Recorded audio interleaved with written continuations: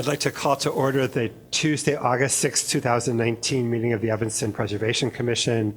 We have a quorum of, hiding down there like a quorum of just 6 at the moment. I think we might expect a 7th. For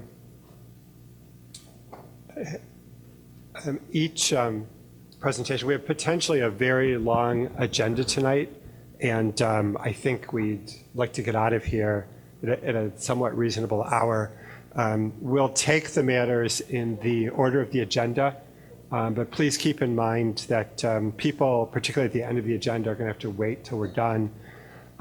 If you're a member of the public who would like to speak after an applicant makes their presentation, you need to sign in to the sign-up sheet beforehand, introduce yourself when you come up, and we'd really appreciate if everybody could keep their replies down to a couple minutes. If you'd like to appoint a representative to give kind of a main presentation, that would be fine. But please keep in mind that it's a long agenda, and we'll hear what each person has to say without the need to necessarily have everybody repeat the same thing. So please, just out of courtesy to your neighbors and other applicants, keep your responses down to a couple minutes. The first matter on the agenda was 2390 Orrington Avenue. Has that been removed from the agenda? Do we need to take any action? We don't take an action to remove it. We don't? Yeah, you do. Okay. All right. So would somebody like so we're simply removing it from the agenda. Yeah. Robert would like to bring a motion to remove 2390 Orrington from the agenda. I move that we remove 2390 Orrington Avenue from the agenda. Second. All in favor? Aye. All were in favor. Okay. The next two matters are potentially confusing, so I'll just kind of set the setting so we can decide on the matter that we're appointed to decide on and do that efficiently. So the first matter was 2404 Ridge Avenue. And again, we'll keep these separate. We'll keep the presentation separate and the responses separate. 2404 Ridge was the modifications that were generally approved and made about 20 years ago. And those were already approved. We don't have any right to review those modifications that were previously approved. However, it's been recently come to light that there were modifications made which were not part of the approval. And so the applicant will present simply the additional modifications that they would like approved. And then again, we'll hear responses to any affirmation or opposition to those specific changes. We do not have any authority whatsoever to revisit what was done 20 years ago, which was, I think, most of what was done. And so it's just not, to be courteous to everybody, please don't raise those in the application or the discussion.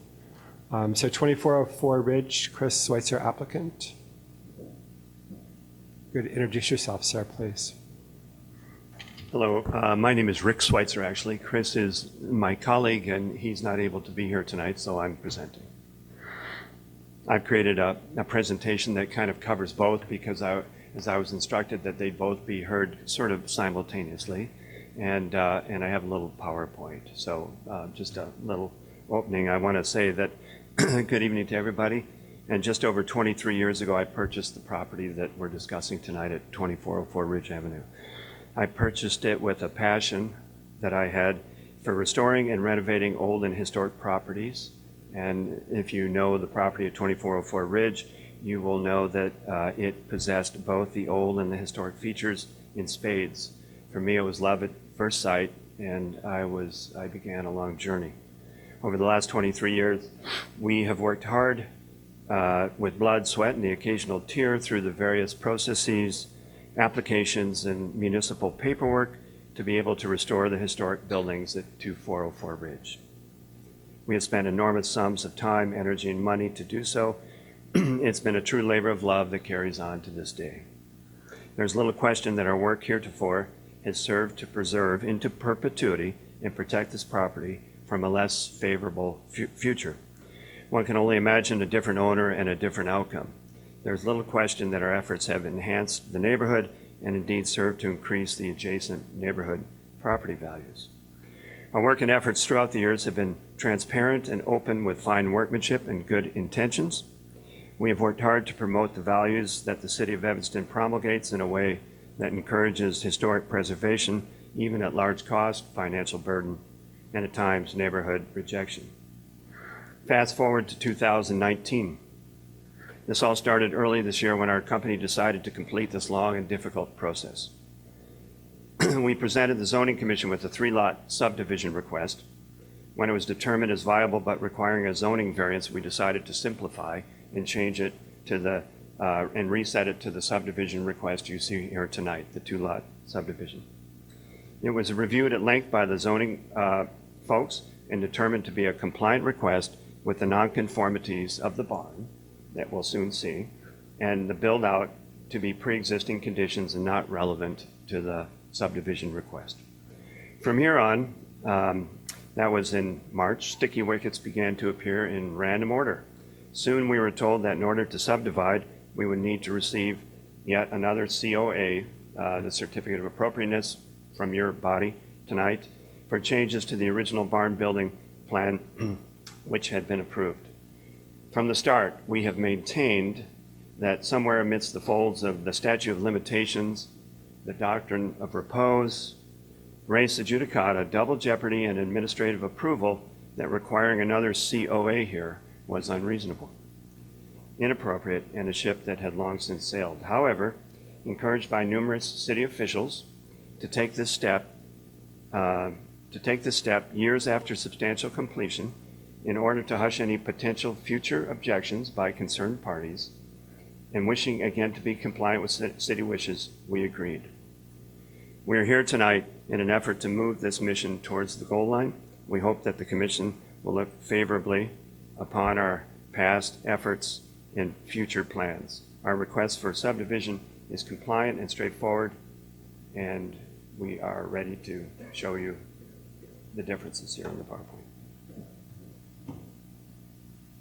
Here you have our 2 requests before you tonight with some relevant dates and times, and you may have all that in your packet, and you may be well aware of it.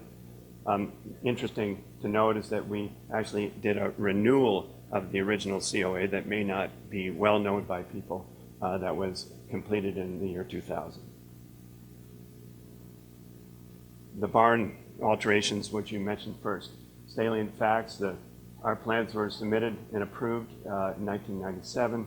The barn alterations carried on mostly in the beginning of this period, but have been inspected and approved by City of Evanston inspectors since 1997 right up to the present. Here you see the elevations, which you also have in your packet, side by side. Those are a little difficult to note, but I go through them one by one, starting with the east elevation. The approved plans, but something we didn't complete in the plans was that the old barn door on the left side, the south side, we never altered. In the approved plans completed, it's exactly as it is on the plan, except the approved plans had 6 skylights approved on the west roof elevation, and at some point long ago, we made it became 3 skylights on the east and 3 skylights on the west. Here's the east elevation as it exists and per the plan. Here's a public view taken recently from Ridge Avenue from the sidewalk.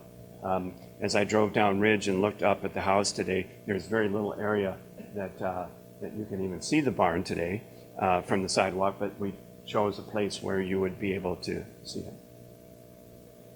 The east elevation from Leahy Park, right up close to the property line.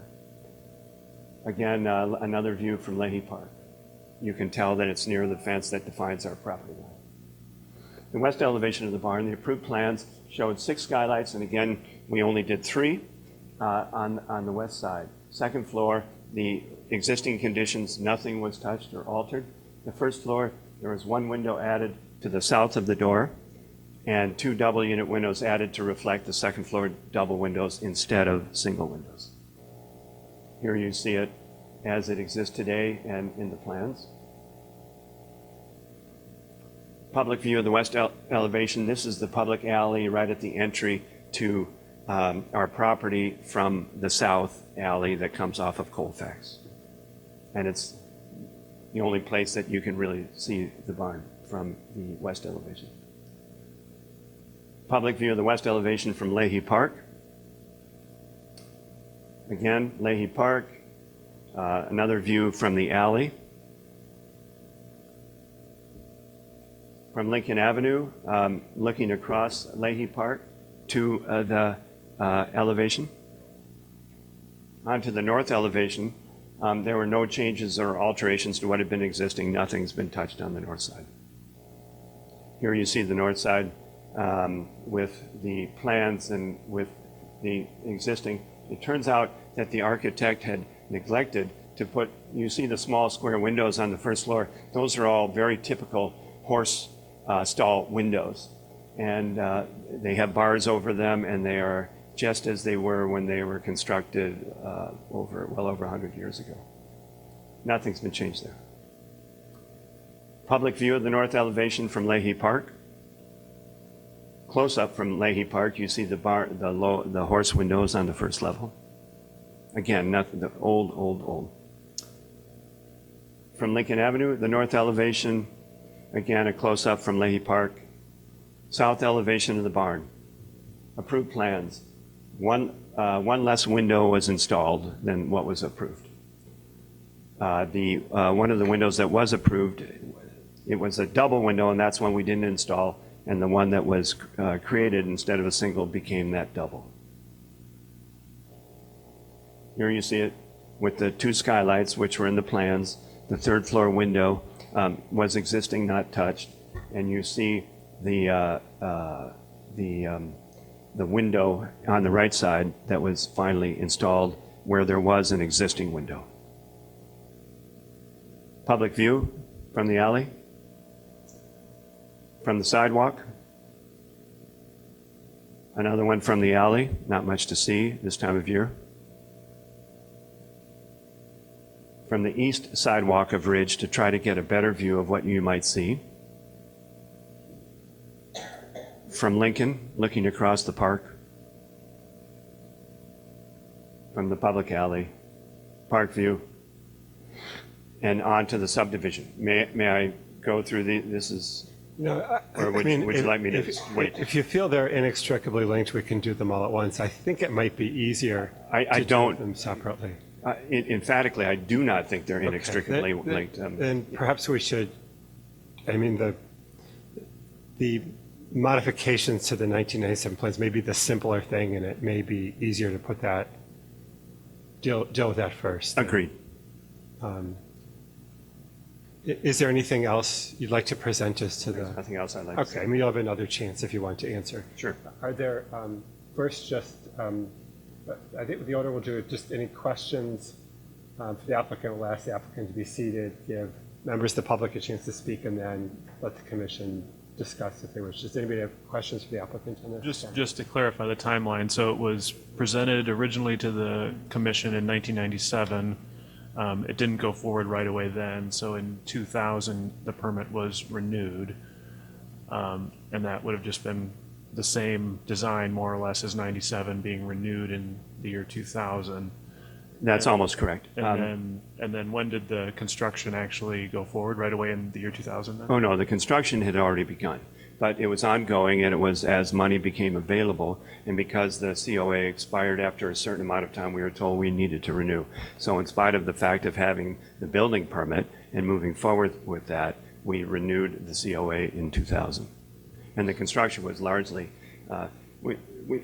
as money's been available, we've trickled here and there, but substantially, it started with, we needed to restructure the barn. We had to put steel and concrete, and it started from there, and then it went to the structure on the roof, and it was, although there has been some work here and there, and there's even been a new building permit issued twice. We had to get new building permit, not renew, but new building permits to carry on with small things. And finally we wanted there was a tenant moving in who wanted to use the second floor, so we requested a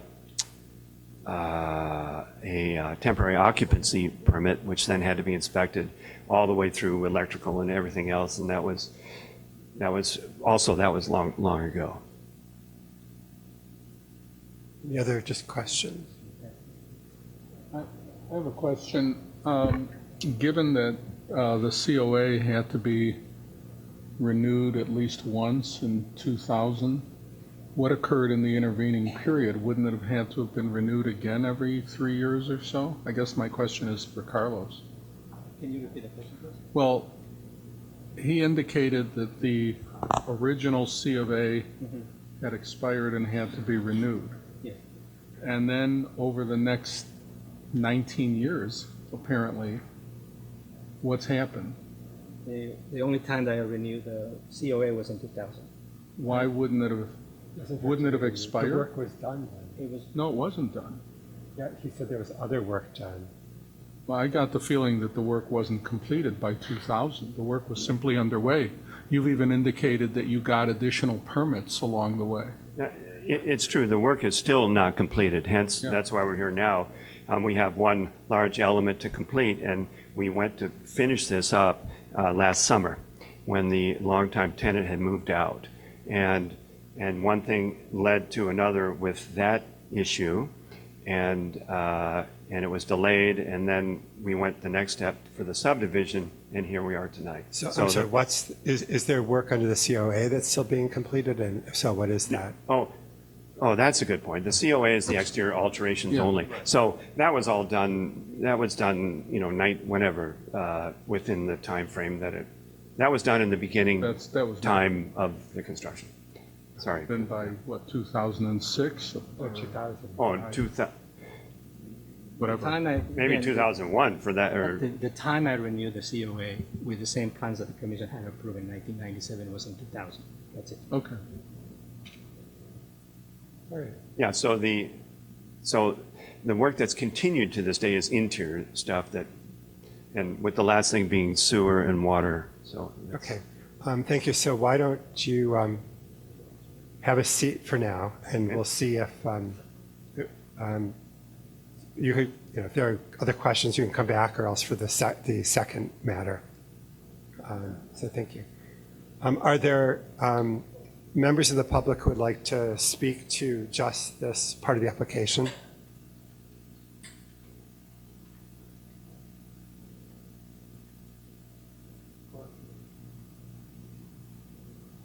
I'm sorry, he's coming. This gentleman's coming up.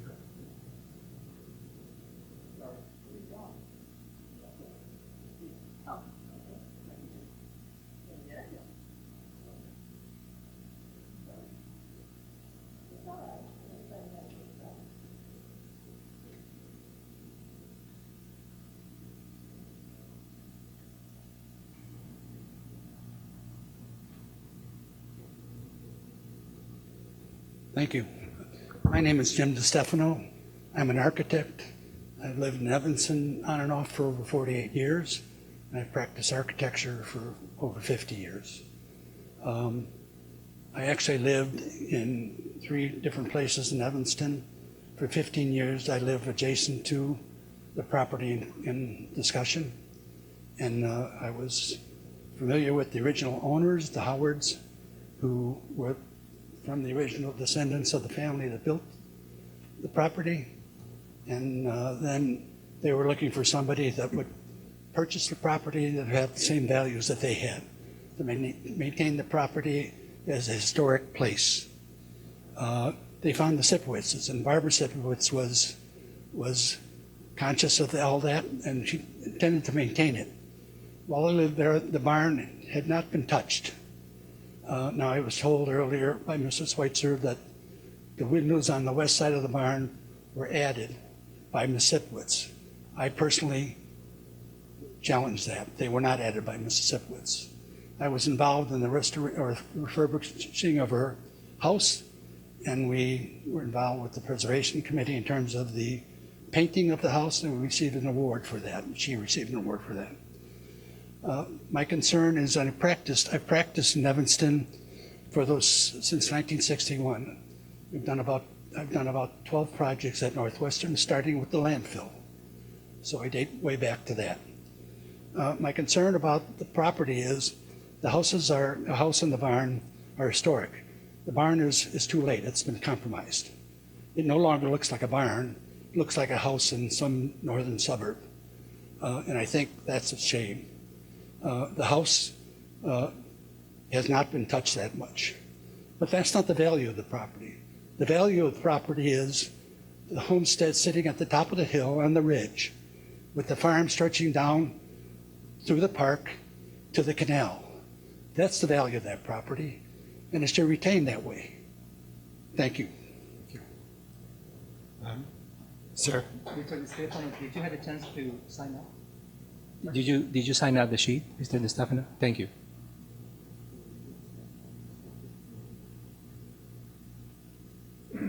Good evening. My name's Peter Miller. I live at 2354 Ridge, the house that Mr. DeStefano used to live in some time ago. I'd like to challenge the account of the renovation of the barn. If you look at the minutes of the meeting of October 21, 1997, which was in the packet for the previous meeting, which was postponed until this one, you will note that there was considerable concern among the commissioners about the skylights. And they were assured by the applicant that the skylights were not visible from the street, particularly from the west. And all the pictures he showed you tonight, of course, are taken in the summer when it's much harder to see the skylights than it is during other parts of the year when they're plainly visible. And even today, if you take the pictures from the right place, you can see them. The application was for 6 skylights on the west side. And the applicant now says it became 3 skylights on each side. That's sort of a passive voice description of what happened. What happened was the applicant arrogated to himself the authority to make changes to the plans which were approved by this body.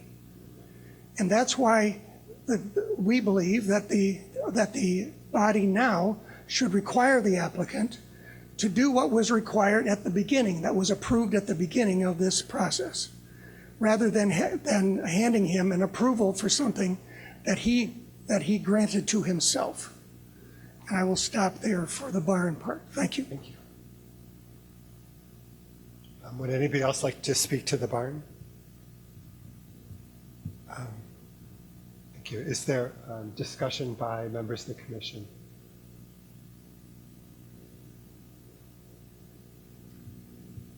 Yeah, I think my question might be to legal as well. What is the issue that was just raised? What is the legal position, or what rights do we have regarding whether or not they essentially didn't build what was approved? I mean, this is not the only time I've heard of this occurring, having been on the commission, where somebody did not build what had been approved.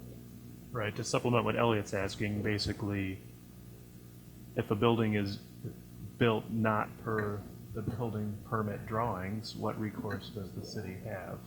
If it's not a explicit code violation, but it's just not as shown on the plans. Right. Would you like to answer, or?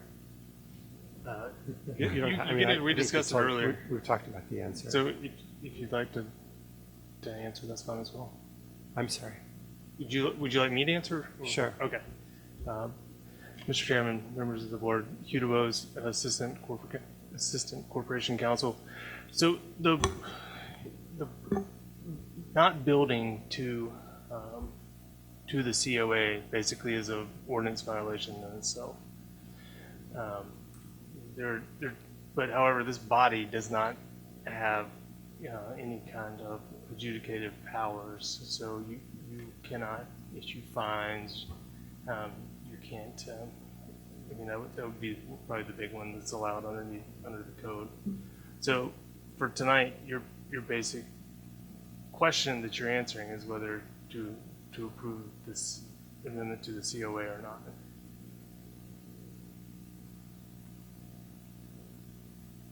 I mean, so we can approve or not approve, and the consequence isn't really up to us or determined. I think that's the answer.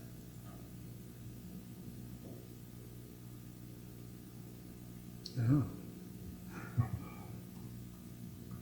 mean, I guess I did notice in the 97 minutes that the skylights were a big point of contention, and so the fact that one of the major changes was to shift the skylights around to the opposite side does seem like a critical point, because that wasn't just something that they glossed over. It was a very specific point of discussion that the skylights would only be on the one back side. And so to make that kind of a change without even asking the question seems very difficult to accept after the fact.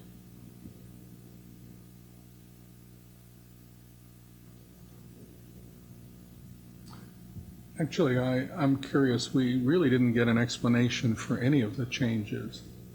And they seem to have been glossed over. And I think the applicant really needed to explain any one of these substantive changes, not just the 3 skylights. I mean, I may not worry as much about the barn door not having been moved at all or replaced.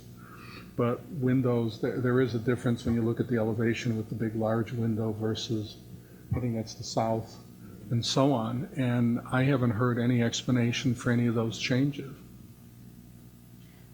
I'm asking you, what were the reasons for any of these changes? You didn't give them any. You didn't give us any. Return to the question, please.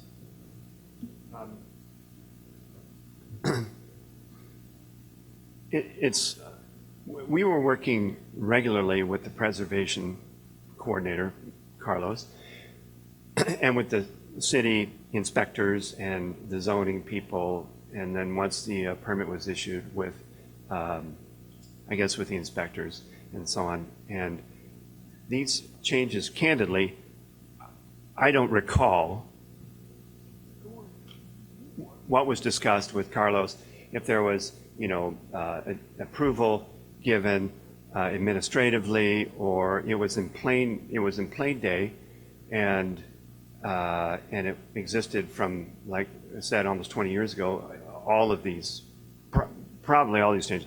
I couldn't even tell you if it happened, if one happened in 2000 and one in 2001 or 2002, and I can't.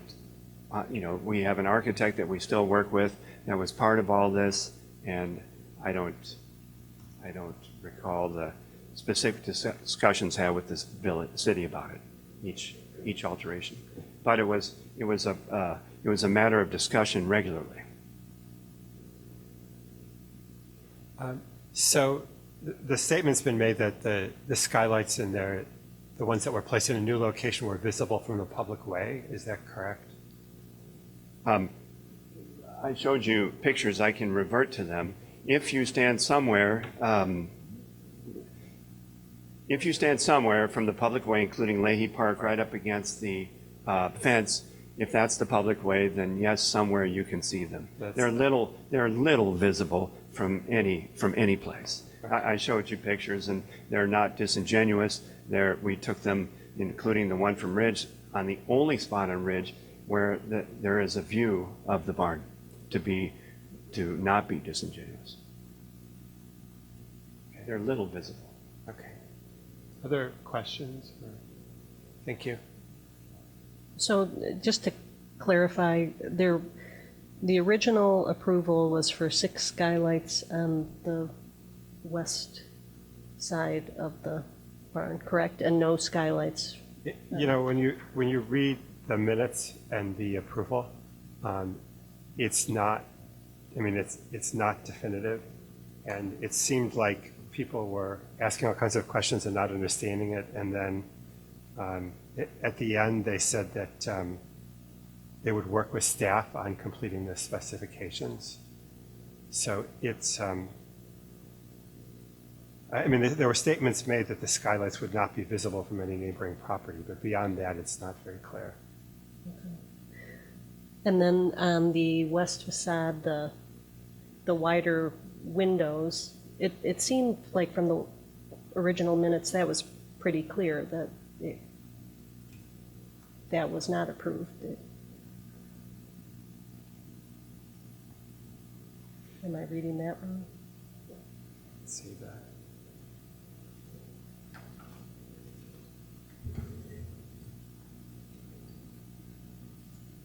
we don't have the plans, the presentation from them. It's really hard for us to know what they saw and approved based on the minutes. But Mark, I would think that the approved drawings, assuming that the 1997 permit set reflected the approval, and I guess the question becomes, what we look at now, it's apparently not what was on the approved permit set. Right. I, by the way, don't consider that if a building inspector, who might be the plumbing inspector or the electrical inspector, went through and approved something, that automatically sanctioned all of the other changes. That's completely irrelevant in terms of that. It's really not an issue, and it's been used as a kind of, well, it was approved by the building department, therefore. I'm not sure they were looking at it for those purposes.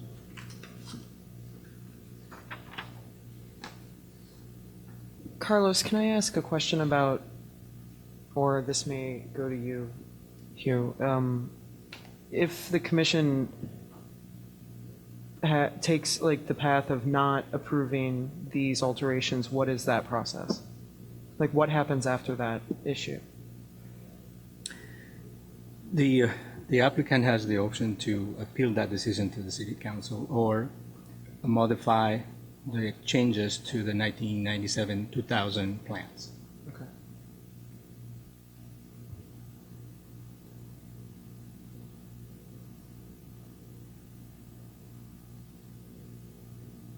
Any more discussion? I guess the question, do we know what was approved in 2000 versus 97? I mean, were any of these changes part of the 2000 approval? No, Okay. their documents from the 1997 are the same drawings that I approved in 2000. The main reason is because there were no changes. Okay. Would anyone like to make a motion?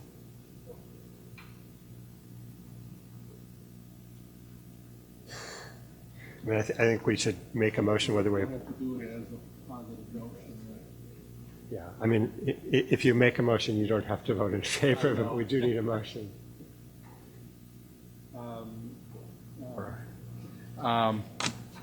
I move that we issue, I guess it would be a new certificate of appropriateness for 2404 Ridge, encompassing a series of alterations to the original 1997 approved project, including changes to the location of 3 of the skylights, not relocating one of the doors, changes to windows on the south side, including size of window, and some other changes that are all to windows and window positions.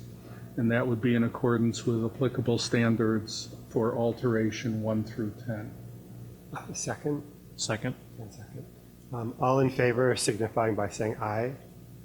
Aye. All opposed? The motion does not carry.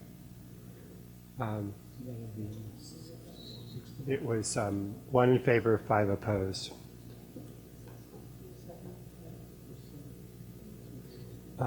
Did somebody abstain? I'm sorry. I forgot that Carl snuck in and there's 7 there. So it's 1 and 6. Would you like to present your second application? Sure.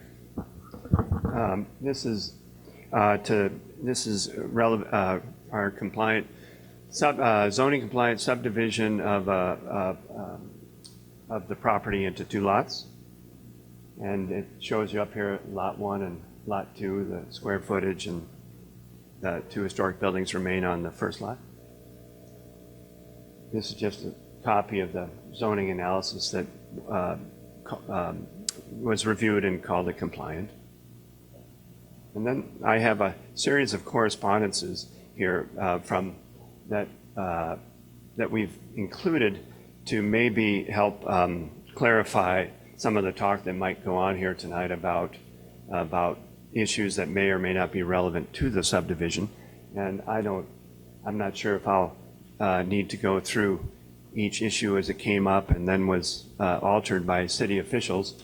But it's extensive, and basically it came down to that we can do our application for subdivision without it being intersected by the other application, and we can move forward with this commission to ask for a COA positive recommendation for Yeah, the subdivision. just to clarify, so for a subdivision, we don't issue a certificate of appropriateness at all. It's just we make a advisory recommendation solely based on preservation issues.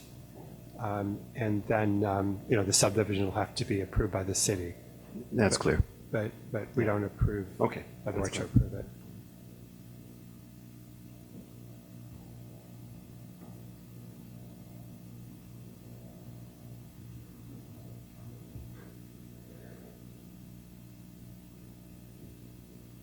So I'm sorry, go ahead. I have nothing further to say. It stands on its own. I mean, can you show us the land plan and exactly what would be subdivided? I think that's what. Sorry, here's the site plan. I think it's also in your packet. It shows to the right is the south part of the property, and it's about a 50-foot section across the front that leaves compliant setbacks, and with an easement from the historic property across it into the alley for access. Rick, can you go to the next slide, because that's... Oh, I beg your pardon, sorry. Carlos knows it better. This is more clear. Can you go over again, please, to your explanation of the... Yes, the subdivided, the lot 2, as you see it there, is the south, basically the south 50 feet from the front to the back, which is zoning compliant with respect to any zoning issues.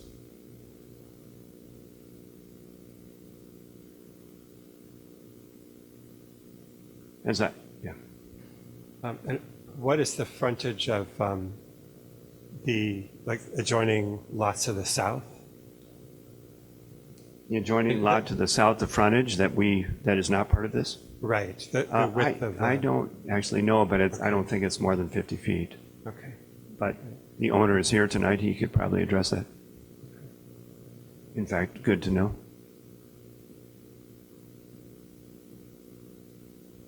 Is there anything else you'd like to? Nothing else I'd like to say. Just questions from the commission? Okay, well, why don't you have a seat? I suspect we'll have questions as we proceed. All right, I'm sure there are members of the public who would like to speak to this. Is there anybody? Go ahead, sir.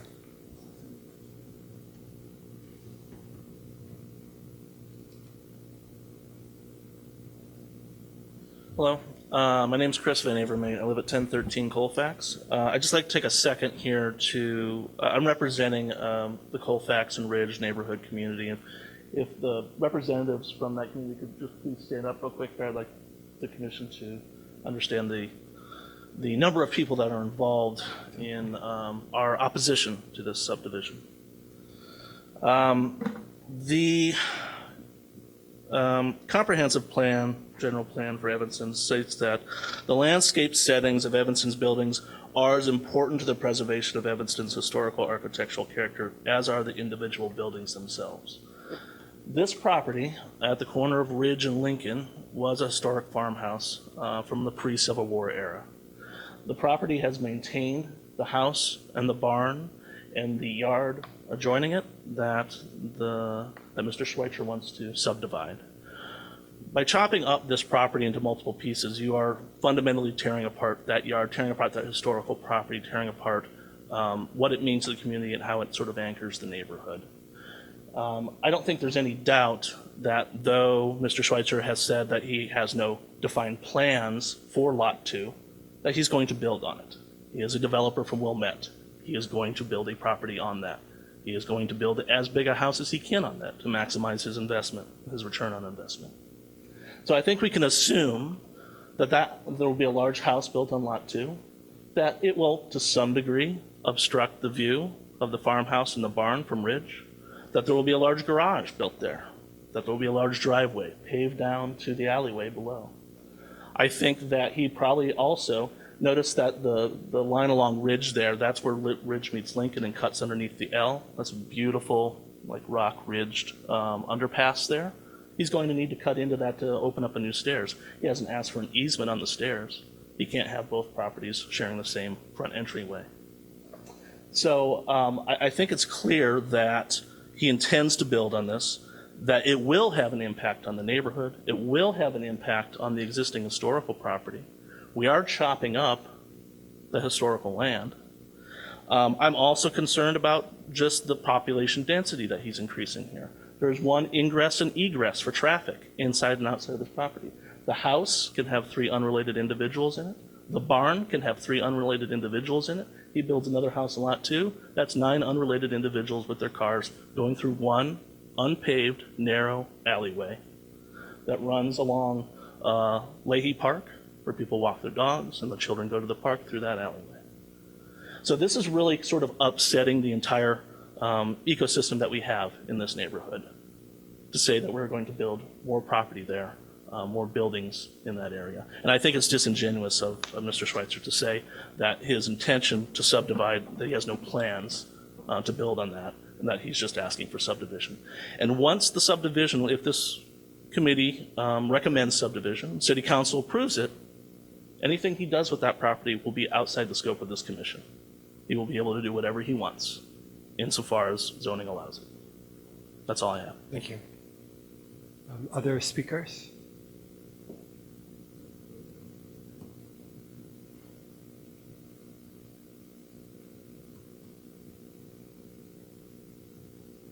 Hi, I'm Claire Kelly at 823 Colfax and also within a block in the neighborhood. And I'm here to ask this evening also that you not recommend the certificate of approval for the subdivision at 2404 Ridge. Should this be allowed, it would forever reduce and destroy this historic property. I've lived in 3 houses in this neighborhood, and I'm drawn to it because of the historic nature, because of the homes and the neighborhoods. And not only would it destroy the historic value, but also the aesthetic value of the house. I spent much time with Barbara Sipowicz. My mother and she were best friends, and I know how many sacrifices she made to make sure that this house retained its historical character, financial and otherwise, and I know she would be very sad if she saw some of the things happening to it now. I just ask that we really please that we respect the city's comprehensive general plan that does support that the landscape settings are as integral as the building themselves with regard to historic buildings. Thank you. Thank you. Other speakers?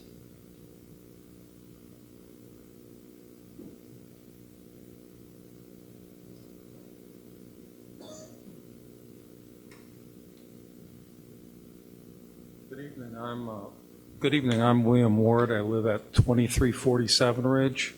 So the property is on the west side of Ridge. I'm on the east side and maybe 60 feet south, so I look directly at it. And I've been a resident there for 41 years as of last week, same house. I come from a family where we did actually have a farm in the area out on Church Street that I visited as a small child. My grandmother grew up there, and they would bring produce down Church into Evanston to sell. She ended up marrying a Evanston fireman by the name of Dan McKimmons, and we found his picture down at the Firehouse Grill. I thought those were all just made up digitally someplace, but there he was with his battalion about 1920 or so. The property out on Church was eventually sold, the farm. I actually visited it. We had a picnic. It had a pond and a tractor and a barn and all that, and it was eventually sold. And it became something called Delaney Farms. Delaney Farms was not a farm. It was a real estate subdivision, but people like to use the word farms for those projects because it's evocative of, a quieter time and a more settled era and all that. This property, 2404, if you want to take a look at the proposed 50 feet that would be vacant, division is if you were to grant it, and then the city council were to approve that division, again, as was previously said, you will have no further statement or influence. This commission will have no further influence as to what could happen in the future and as to how that could affect the remaining property that would be there, the farmhouse and the barn. There will be, or at least it's anticipated that there'll be a variety of impacts, including sight lines and things of that sort. And because of the time limitation, I won't go into it. There was a memorandum submitted at one point that lists lots of different issues that would occur with that. So, but you would, of course, not have any say whatsoever with respect to that property. And for what purpose? Why is it being divided? It's some people like to get 2 tax bills in the spring instead of 1. I don't think that's the reason. Maybe a donation of the land to the city, that'd be fine. And maybe that's in the back of the mind. But it seems to me that if that subdivision does not take place now, because with or without your recommendation, but hopefully you would recommend in opposition to the subdivision to the city council, that doesn't deprive the applicant of anything. The applicant can come in the future with whatever plan they do have, and at that point it could be reviewed. There's nothing lost to the applicant by waiting until we see what actual plans there are. To just come in and get a division seems to me it's just whittling down the ability to do something later, but again, I don't want to presuppose that. I just think that you should be retaining the ability to have some control over that vacant property, particularly with respect to how it might influence the farm and the barn, the farmhouse and the barn. If you take a look at the property as a whole, as it currently exists right now, which I think is the proper way to do it, you then take into account the fact that there's some vacant land there. The comprehensive general plan, I'm going to quote a couple lines here, and I think somebody might have already gotten one of these, but the landscape settings are as important as to the preservation of Evanston's historical structure as the buildings themselves, and deserve careful support by the Preservation Commission. And also it encourages the preservation of large front and side yards.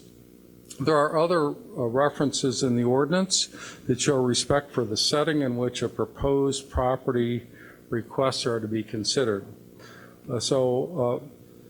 For this property known to be an early farm with a farmhouse and a barn, how much closer to consideration of the land can you get? I mean, that house and the barn are there because of the land. If you're a farmer, that's why you build the house and the barn, and you don't have a farm if you don't have the land that goes with it. So in this particular case, maybe more so than any you'll ever see in this commission, the land is important to the historical character of the property that we're trying to preserve.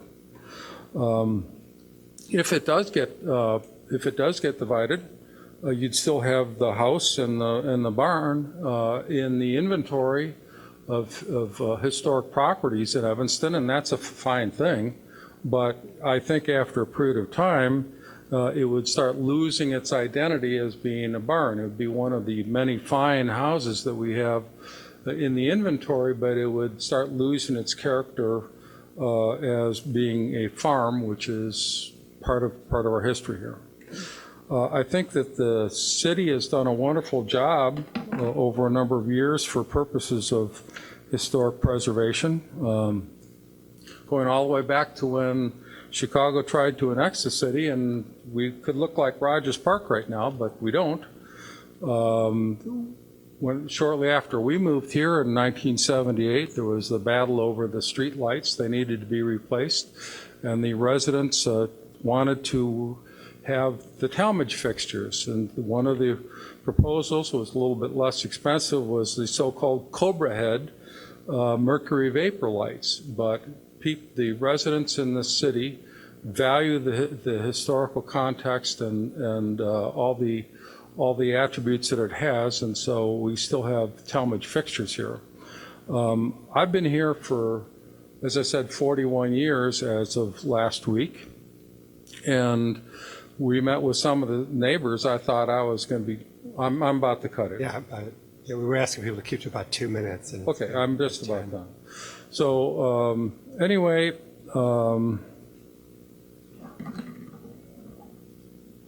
okay. The ordinance mandates that all structures shall be considered products of their time. And as far as I know, this is the only remaining fragment of a farm in Evanston. Maybe there's some others, but as far as it's the only one I know. So I respectfully request that you preserve the property, help preserve the property by recommending to the City Council that the proposed subdivision be denied. Thank you. Other members of the public would like to speak? And again, if we could keep the presentations to a couple minutes, we still have like 8 or 9 other agenda items. I will be very brief, and thank you for hearing comments of the public. My name is Diane Rosinski, and I live at 2354 Ridge in the DeStefano's house, in their old house. So we moved there in 1996. We purchased it July 1996.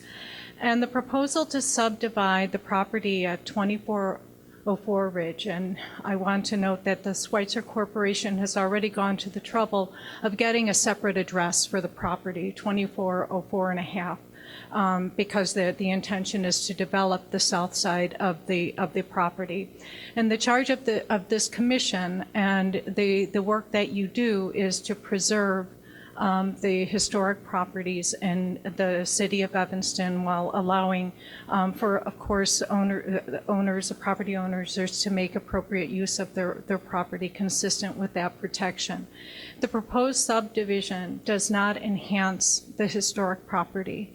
The proposed subdivision destroys the historic nature of the property.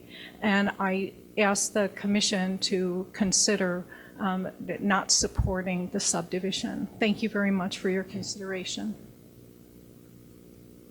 Other speakers?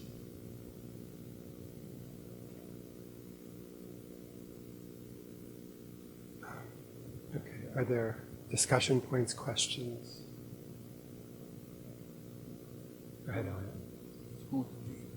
Elliot. Am I correct that this, any recommendation we are making, and I want to clarify it, is going to the zoning board, isn't it? Doesn't this go from us to? No, the city council has the authority to approve subdivisions. So it has nothing, so it's from us to the council? That's correct. Okay. All right. Yeah, and just to clarify, the process to build a new home, which is presumably at some point in the future would happen, it would not come here. This property is not in the historic district. Oh. So it would not come here. The certificate of appropriateness for demolition standard requires the applicant to submit, if they wish to build in 5 years, to submit plans for a new home. But the subdivision standards do not have any kind of requirement. Because this is not in the district at all. Right. And is the barn a historic landmark? All right, but it would no longer be on the same lot. Therefore, we just wouldn't have any say on it. The vacant lot would not be. No, but the new subdivision lot would be independent of it, and therefore we wouldn't, if they were all part of one lot, we would have say. Right.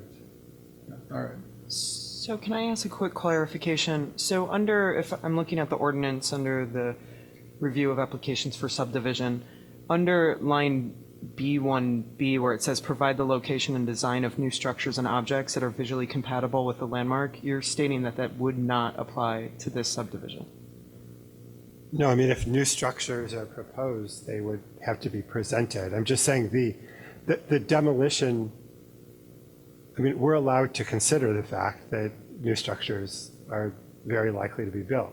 But the demolition code actually requires the presentation of plans for the new structure, and the Then how- subdivision code doesn't. How do we determine whether it's visually compatible with the landmark structure if we're not seeing any of those plans? Like, how do we determine that that standard is actually fulfilled if we're not seeing anything that's being proposed on the new lot?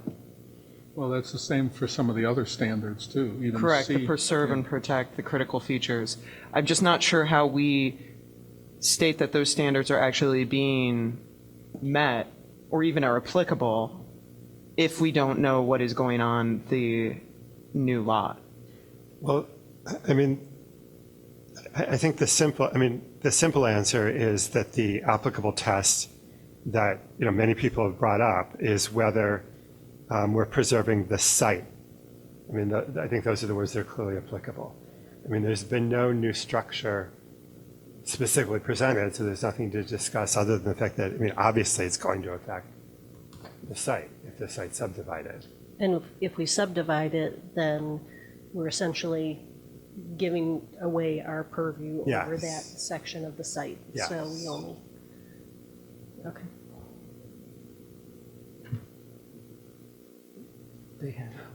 I guess I have a question for people who were opposed to this. So when I went to see the site way back when the original agenda item was proposed, and I didn't have all of your concerns in mind, but there were a lot of, and therefore I didn't have in mind all the arguments about what the site might look like. Did anybody bring any kind of pictures to show what the effect could be on the site? I mean, it's hard from listening to people to get any kind of real feeling for that.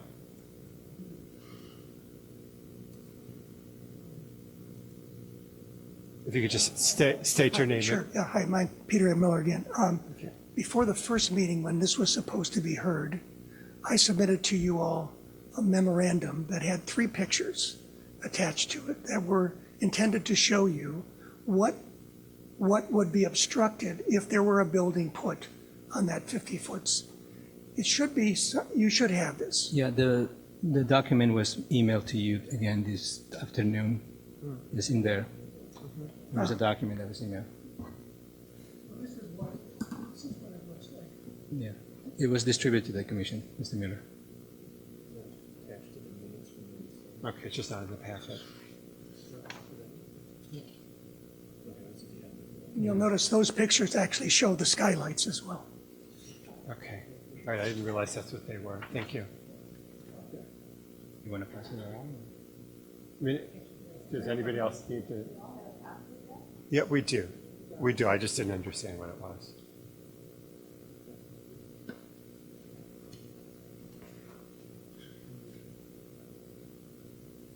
Other discussion? Ken? Something that has come up on other properties that were subdivided and then redeveloped recently was, of course, the preservation of large trees. And I guess none of the drawings show any kind of landscape features in terms of mature trees that might be on the lot 2 that would be open for redevelopment under this division. So I guess I'm curious what information we have about existing trees or existing large trees on the proposed lot 2 that might be in the way of a future house on that lot. Do you want to answer the question? Thank you. Well, we have no intention at this time of building, and nor do we have any plans or proposed plans, so I can't exactly address that. The trees on the lot have been gradually dying, and many have had to come down. In terms of a mature tree, there is one it's not so big, not a lot left. And I guess the biggest ones, the large oaks that are down towards the base, probably, my guess is they wouldn't need to come down. And since we are tree lovers, we wouldn't take them down. But there's no plan to even ascertain what that might look like.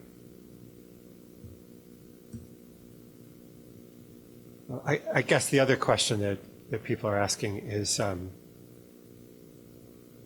I mean, is there a reason we should approve this request now? I mean, is it really, is it a ripe request at this point in time? We think it's part of our inviolate property rights here. The only reason we have long wished not to see it developed.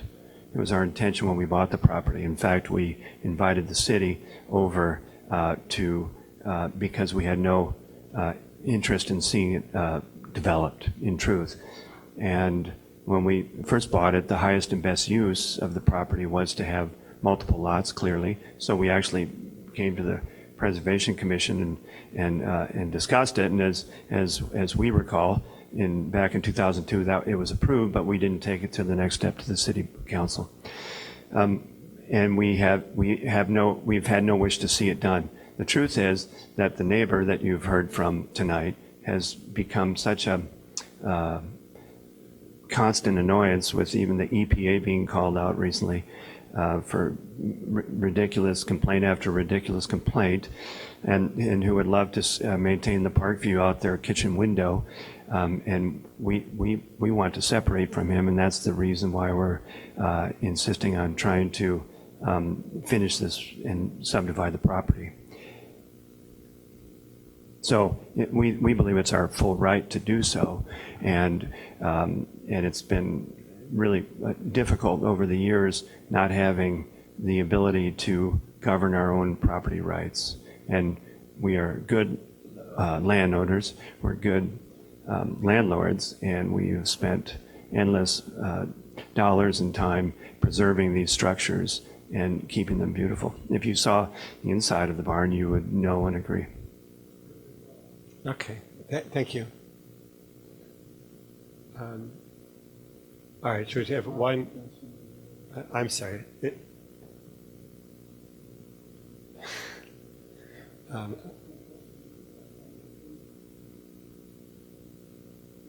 don't know if we do. The microphone has to be there. Let me see if I can get it recorded. Just to give us. Want to bring over. Sir, do you want to speak while we're arranging the technical aspects here?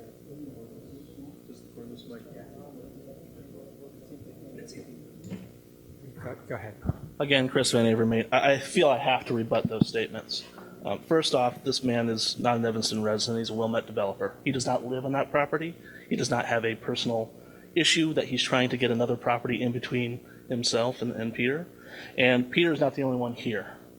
We have 15, 20 people here today, and that's just the people that could show up today.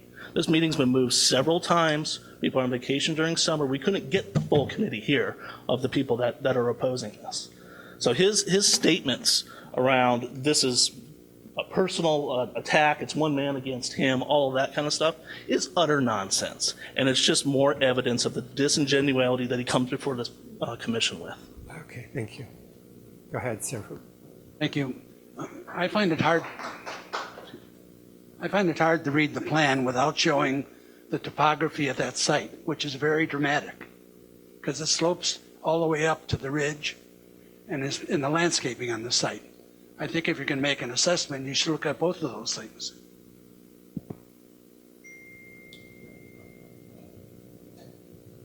Okay, Susie, go ahead.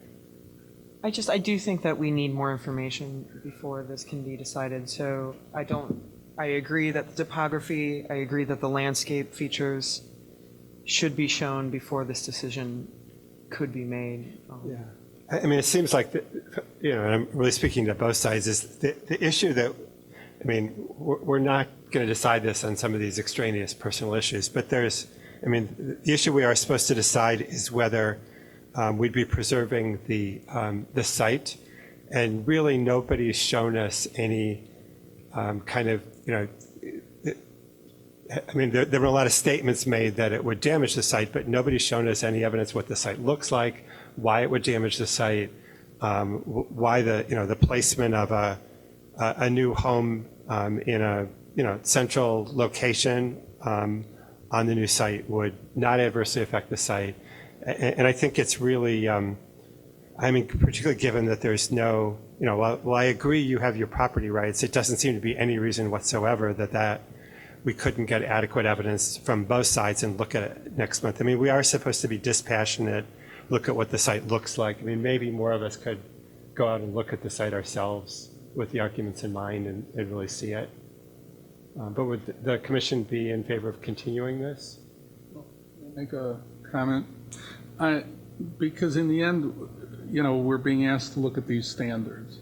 And the way I read the standards, I mean, these are the criteria. It's fairly difficult. We've had a couple of subdivisions. We had one, what is it, about 2 years ago, where we were actually shown a proposal, or at least a schematic proposal for what the home that was going to be put on the subdivided portion of the lot. And that's the difficulty I have here, because we've got basically, I'll stick to the first three criteria. It's B1, A, B, and C.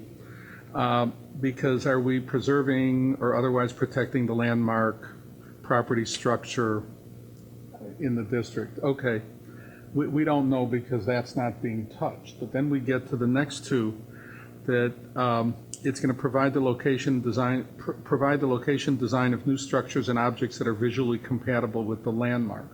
Well, we have nothing to make that judgment on. We don't know where it's going. We don't know what's going to go there.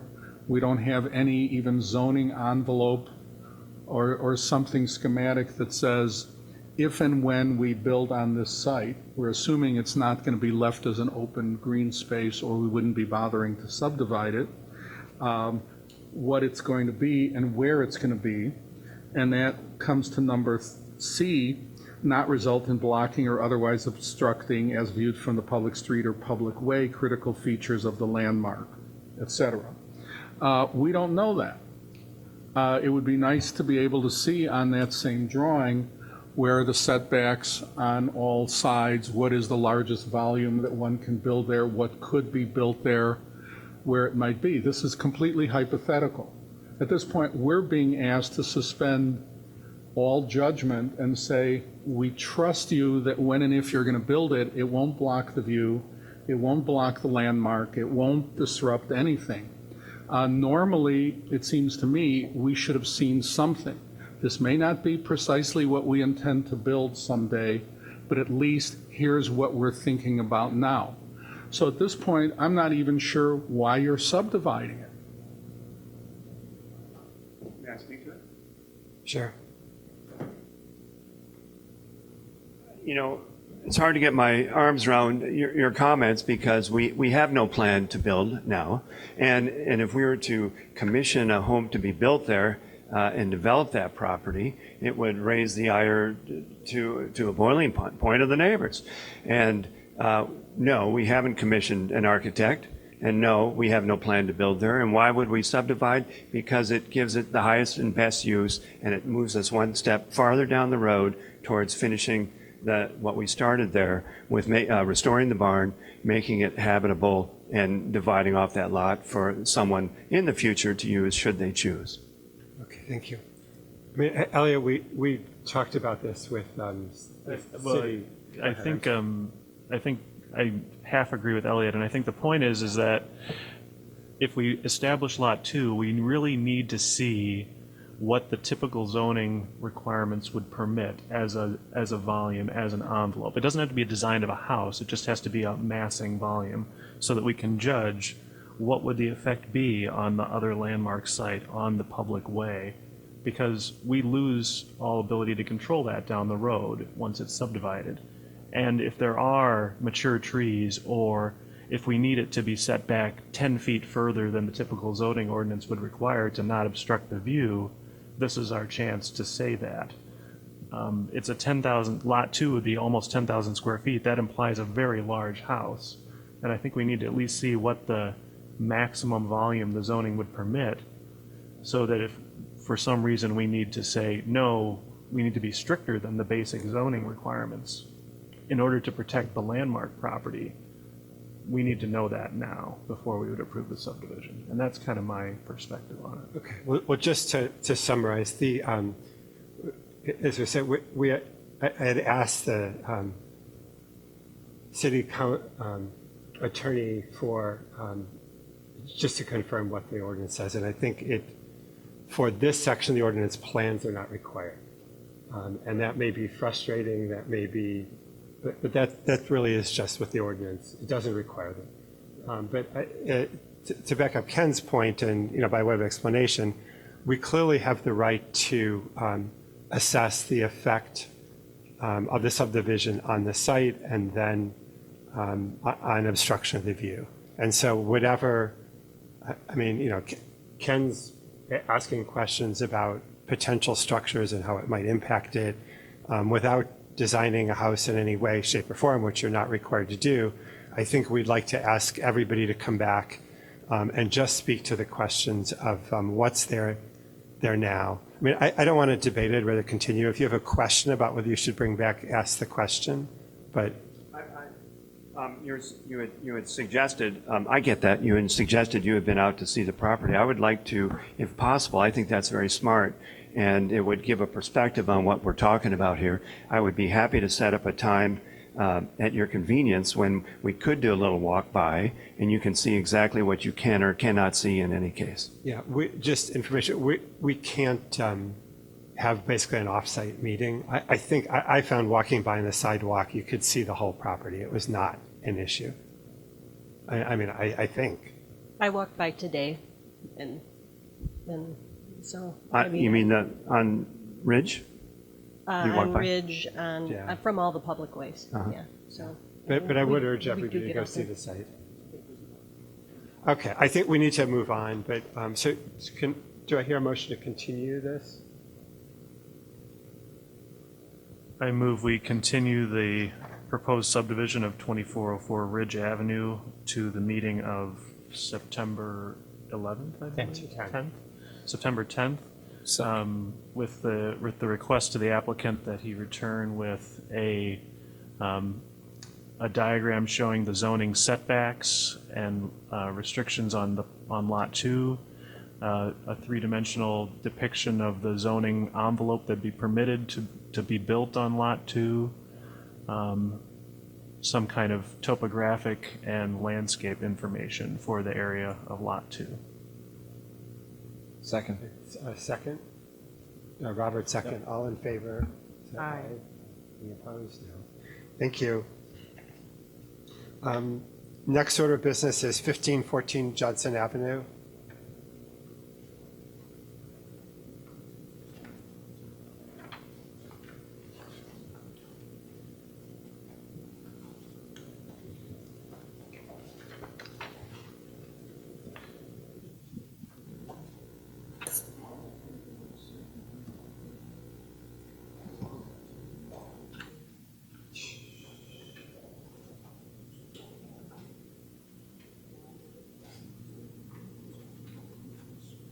Thank you.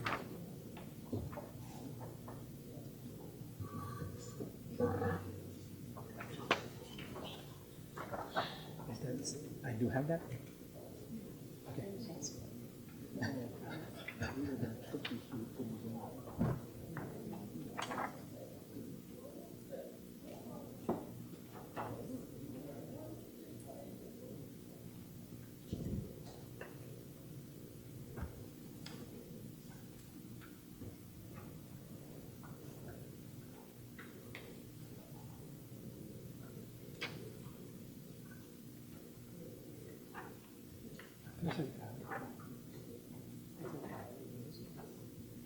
There's an alley to this south.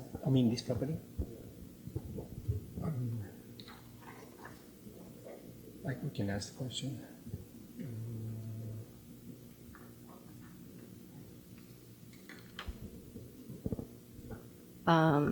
Hello.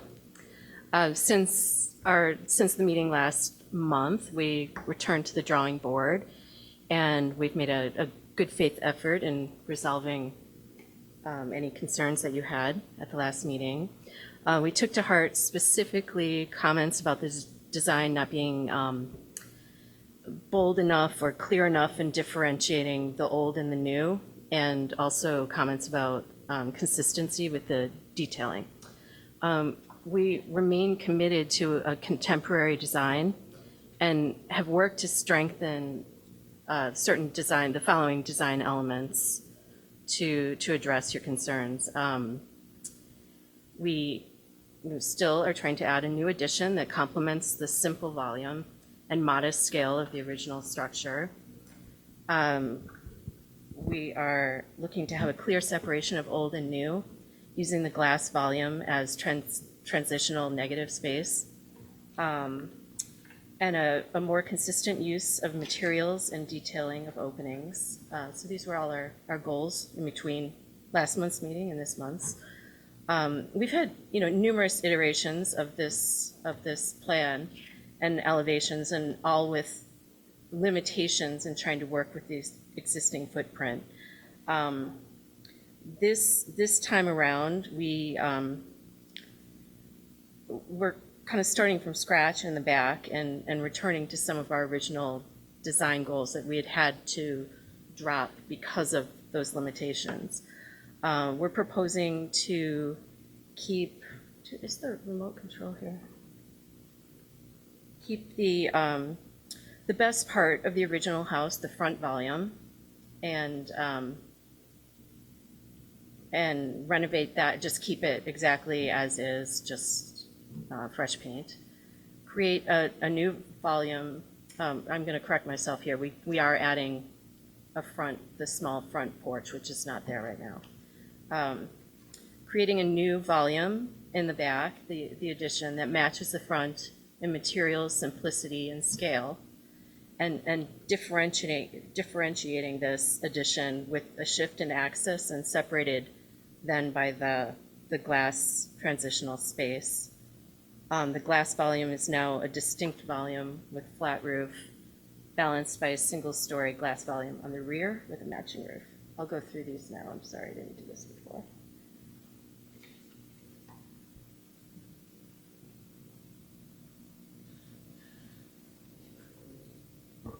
This is the house as it is today on the bottom, and the top is just showing kind of the smaller scale in relationship to the rest of the neighborhood houses. Some historic pictures of the property. This is the existing, and this is the proposed. So here is the front volume that we're leaving exactly as is, and beyond that is the addition. Bird's eye view, both the same. And I'll leave it on this one and see if there's any questions. This is the front facade of the house.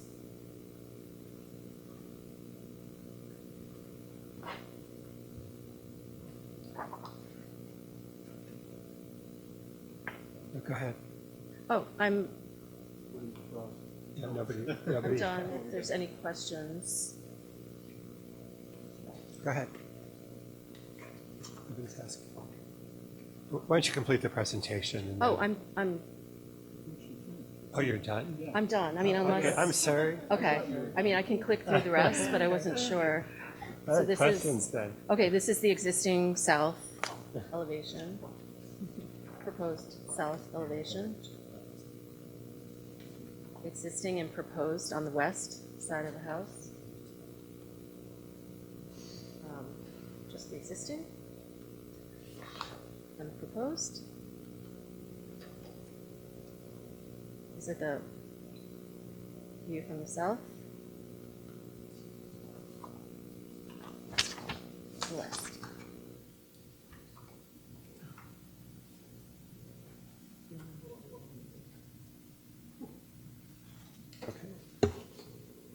Questions? I just have a quick question. The railing in the back, is that just a metal railing, or is it you had a glass railing there before? Yeah, it's now painted. Okay. Yes, wood, solid.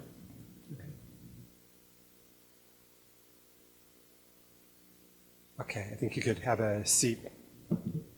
Was there anyone else here to speak to the project? Any discussion? No? Would anybody like to make a motion? I I just wanted to thank you for coming back. I think you definitely hit like the standards we were talking about before. So I appreciate you coming back and making the changes. I think it looks very, very appropriate, and I'd like to make a motion. Wait, I have to find my agenda. Okay. I move to issue a certificate of appropriateness for 1514 Judson Avenue for the renovation to the existing rear volume of the house to enlarge the master suite and family room, and to also include the renovation of the rear stair and a finished walkout basement. Applicable standards include construction 1 through 5, 7, 8, and 10 through 15, and demolition 1 through 6. Second? Second. Second, Elliot. All in favor, say aye. Aye. Aye. Was all in favor? Abstain. Okay. 6 in favor and 1 abstention. Robert? Okay, great, thank you. 1229 Judson Avenue.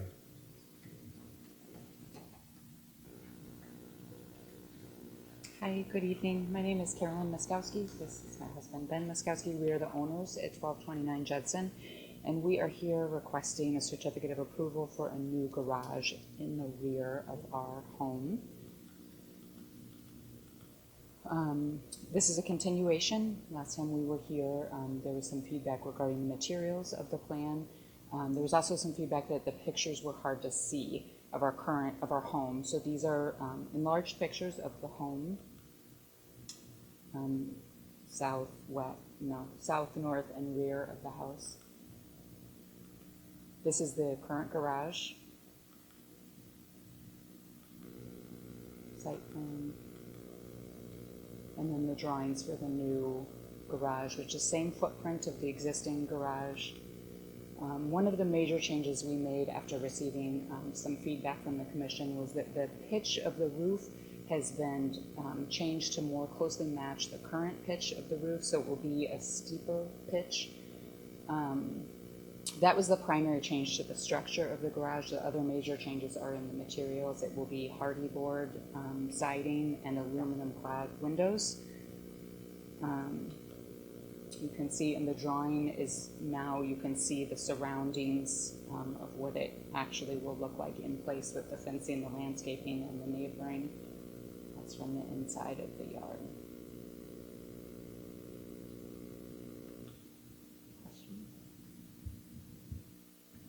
Can you tell me again the exterior materials you said? The hardy board siding Okay. and aluminum clad wood windows. Thank you. Having looked at the garage next to you and getting stuff in the mail lately, I was waiting for the 2-story coach house. We're If surrounded anybody's by been getting the amazing mail coach lately. houses. Yes. Yes, I mean, you know, there's some amazing architecture next door to us. We're not trying to replicate that, but Pretty big building. yeah, it's a pretty impressive coach house. And the one across the alley from us is even larger. You suddenly got this postcard. I don't know how many of you got one from that group that wants to have the coach houses. I think everybody in Evanston must have gotten one. I don't think we did. It was a mass mailing. You got one? Yeah. Questions? Okay, thank you. Is there anyone else here to speak to this project? No? Okay. I move we issue a certificate of appropriateness for the replacement of the existing garage with a new garage at 1229 Judson Avenue, with the note that the exterior material will be hardy board siding as shown in the packet, not the vinyl siding listed in the agenda. And the applicable standards are construction 1 through 5, 7, 8, 10 through 14, and 16, and demolition standard 16 applies. Second? Second. Second, Robert. All in favor? Aye. Is all in favor? Listed. Okay, thank you. 1015 Michigan Avenue, please. Good evening. I'm Bill McKenna, and my wife and I are the owners of 1015 Michigan. We've owned the house since 1997. We've lived in Evanston since the early 80s. We've always tried pretty hard to respect the historic nature of our neighborhood, and I'm here to seek a COA for the replacement of 14 old, deteriorating, thermally ineffective casement windows that are located on an old sleeping porch on the second floor of our home. We're proposing to use an Andersen renewal product, Fibrex, and there's 3 reasons why we're proposing to use Fibrex. First, it's the thermal insulating qualities and the lack of go-forward maintenance. Second, we had to replace our back door several years ago, and we used Andersen and the same product, and it's worked out beautifully, and it actually was a perfect match for the original door to the house. And third, the Fibrex Andersen windows really are the most unobtrusive that we found in working with various contractors and give you the closest to the existing appearance of the casement windows that are up there. I just add, you've got all kinds of pictures in our materials, and you've got the site plan and all that other stuff. These windows are really not original to the house. They were added in the 40s or 50s, when the sleeping porch was winterized by a prior owner of the property. And the windows on this house in general have been, since well before we owned the house, changed quite a bit. And there's triple track windows from the 1960s. These are just not original to the home. And finally, I'd just say, you cannot see these second floor casement windows from the street because we have and you can see that in the photographs, we have extremely large tree in front of the only, I guess that would be west facing part, and the south facing and east facing are just looking into our yard and our neighbor and not to the public way. So I'm happy to answer any questions. Go ahead. I'll ask. I have a couple of questions. One, I think there was something brought up last time. I don't remember if it was in the packet that this wasn't part of the original home. Right. That this was a later addition. That's so right. That these windows are not original to the main house, but they are original to this addition? No. What it was not, and first of all, let me say, this is all things that I've gotten over the years from the people who owned it before me when I bought it 20 years ago, and things I picked up over the years of owning it. So, house was built in 1912, had no sleeping porch.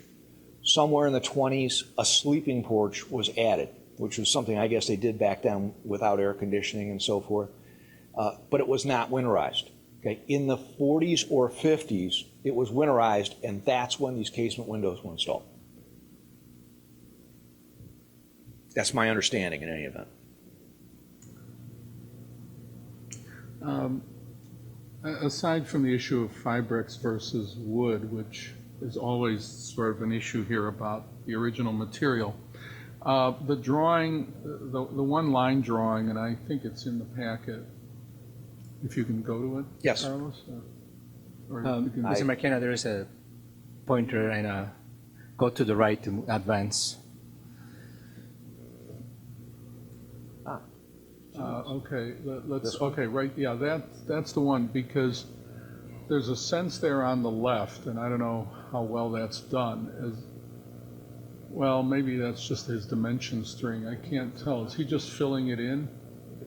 So these are all being sized to fill the opening? Exactly, and it's designed to be the closest we can to duplicating that, which is what's out there now. So are all the windows that when I walked over there and walked around, those are the 1940 windows? Yes. Those are on the only ones on that sleeping porch. There's a projection that comes out. No, that's the ones I meant. The ones on the west side of that Right. as well. Right. All On that projection that's got the circle around it.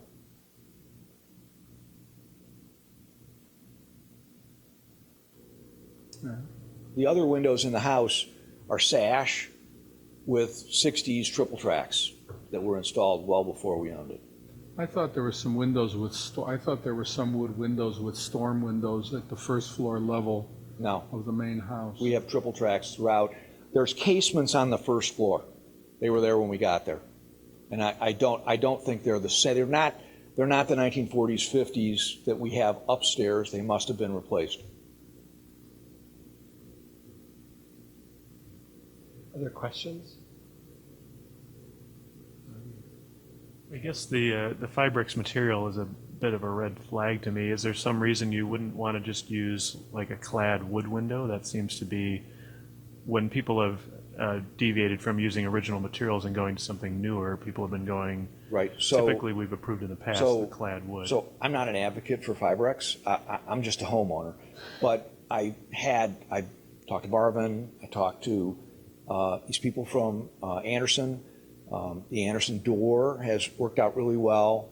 We own an apartment in the city. We used Anderson to do all the windows there and to do the front door work there. They did a great job. Fibrex is reputed, what they're telling me and what their materials say. It's great for future low maintenance. It's great for thermal value, which is perhaps the biggest problem here, in addition to the fact that these windows are falling apart at this point and have to be replaced.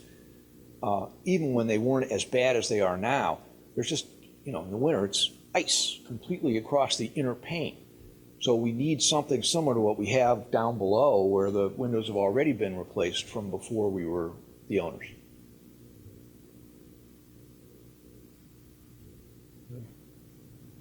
Okay, thank you. Yeah, Ken, I had noted, I know we've historically tried not to approve Fibrex, at least in the last 2 years. As I walked by, you really can't see these windows. The picture must be taken from far away from the house, and it's on, just on the sun porch. It does seem if there was a time to maybe make an exception. Well, I agree that you can't see it. It's not just the tree. There's these enormous arborvitae that sort of block. Your neighbors across the street can see the windows very well, I think.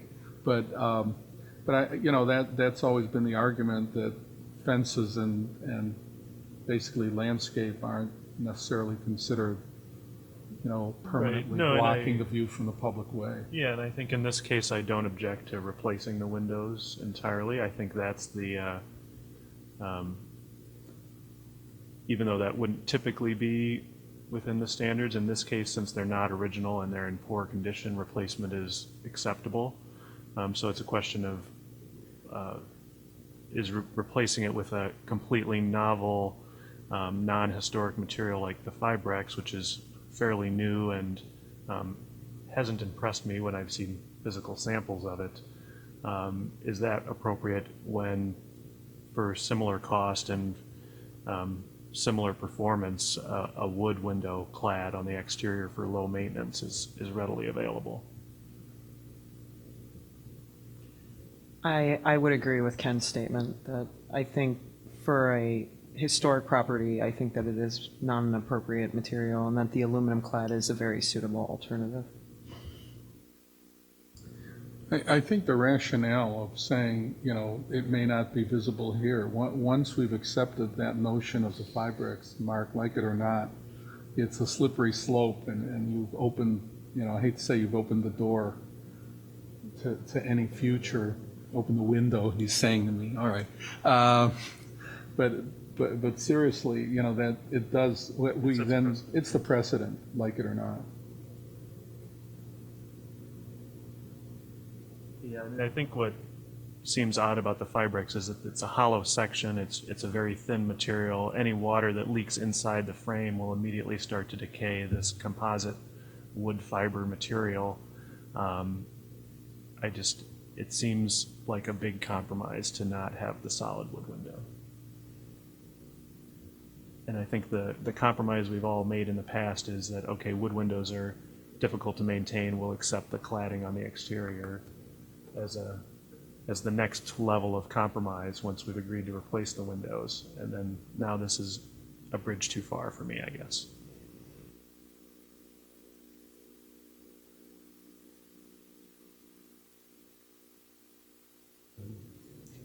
Did you have any bids on aluminum clad windows?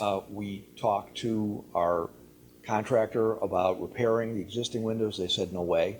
We talked to Marvin. We talked to Anderson. We have an Anderson Fibrex door on the back door of this house, approved with a COA from this commission. I'm frankly, I understand what you're trying to do, but we're trying to preserve this house. We're trying to keep it the way it would look. And you're going to tell me that, you know, I can't deal with a contractor who's telling me, oh, these are really good, these are great windows. You know, and when I've got them in my other property in the city. So I got to tell you, I'm a little disturbed.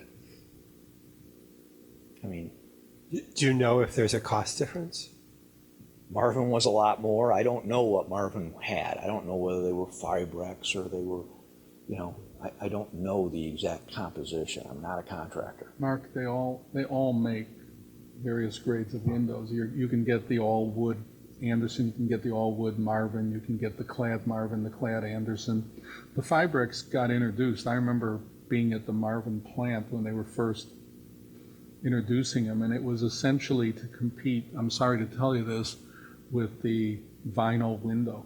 It was Marvin looking at, there's another market there and we're not competing at that level. We're competing at the high end, but we have to, and I think Anderson followed through, and I don't know whether Pella's doing that as well. I mean, I'm looking at the larger manufacturers, but there's other manufacturers out there that I think are doing the same thing.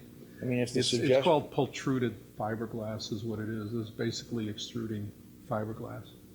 Yeah, just if your suggestion is that we're going cheap, these are really expensive windows. I mean, well, I think the term isn't cheap. I think less expensive is probably a better way to put it. It's probably less expensive than the all wood. I don't know how the clad allows them to use a different grade of wood behind it because they're using finger jointed wood and all the rest.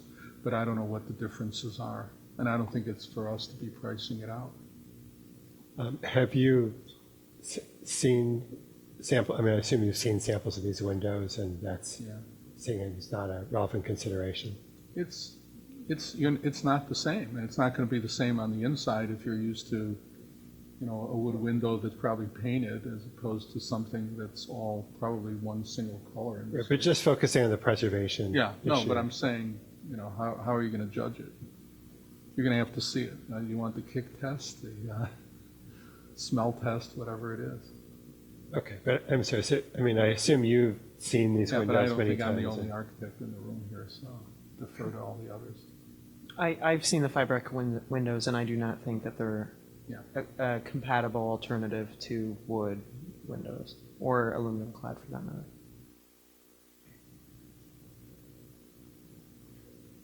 Great.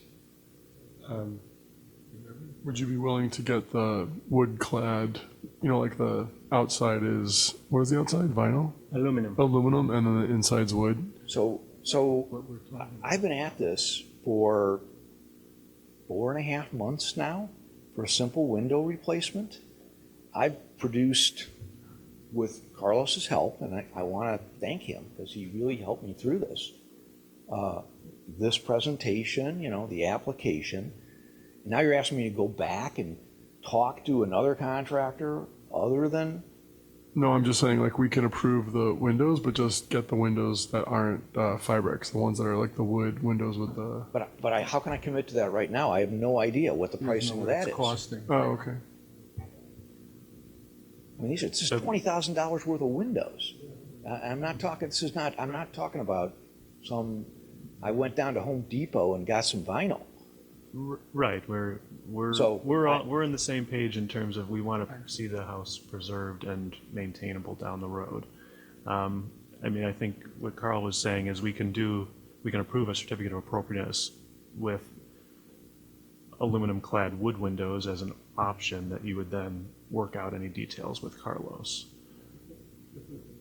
If it's 14 windows and it's $20,000, I don't think the wood windows with the vinyl clad are going to cost more than that. Aluminum. Aluminum clad, sorry.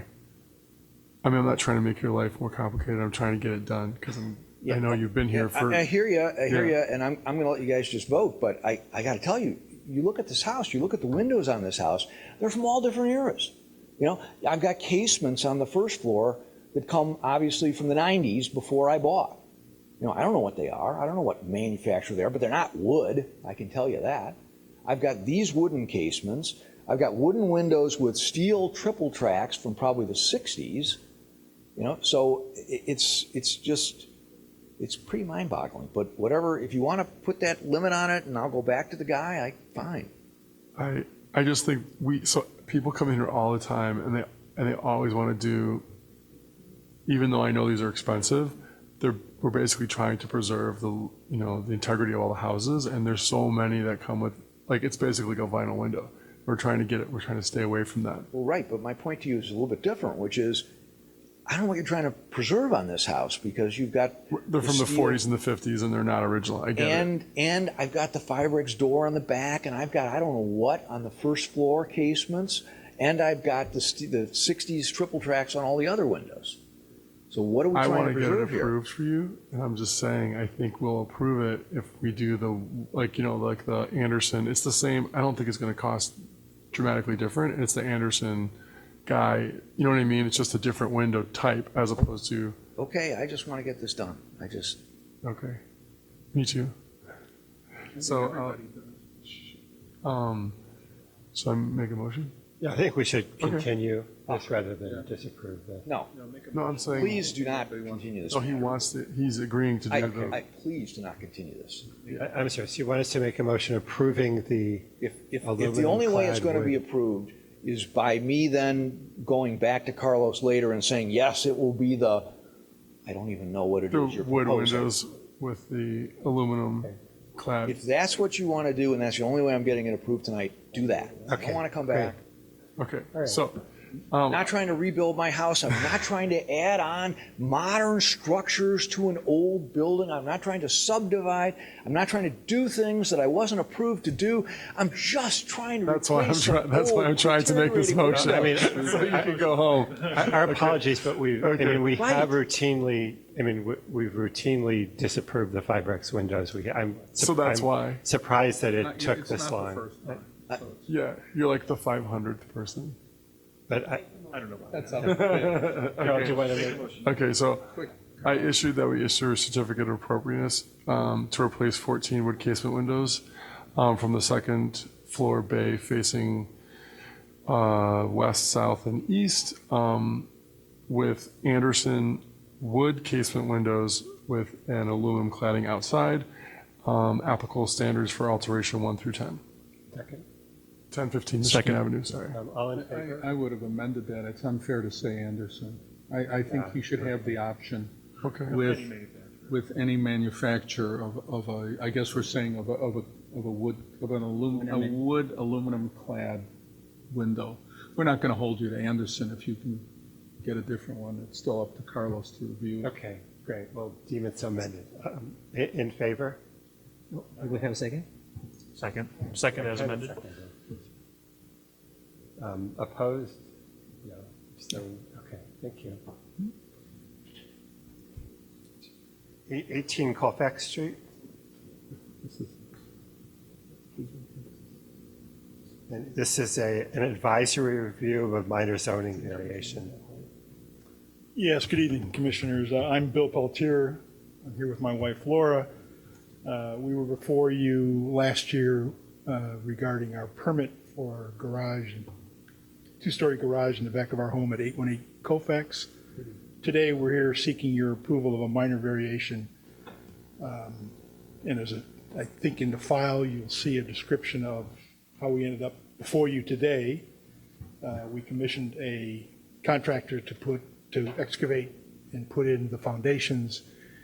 And the long and the short of it is he measured off our neighbor's fence.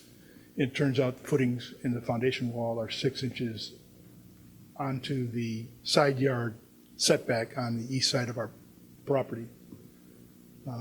Our neighbor's garage is also on the east side of their property, so it's 20 or 30 feet away from our garage.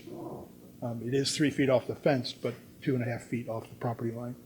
Our neighbors to our west, their garage is on the east, but it's across our yard, so it's not really impacted. You've approved the original permit drawings after some modifications to the elevations. We think we are trying to do a very historically sensitive garage, coach house. We're replicating the stucco and timber on the upper levels. We're using masonry. We're really trying to build a brick garage on the lower level to match the home.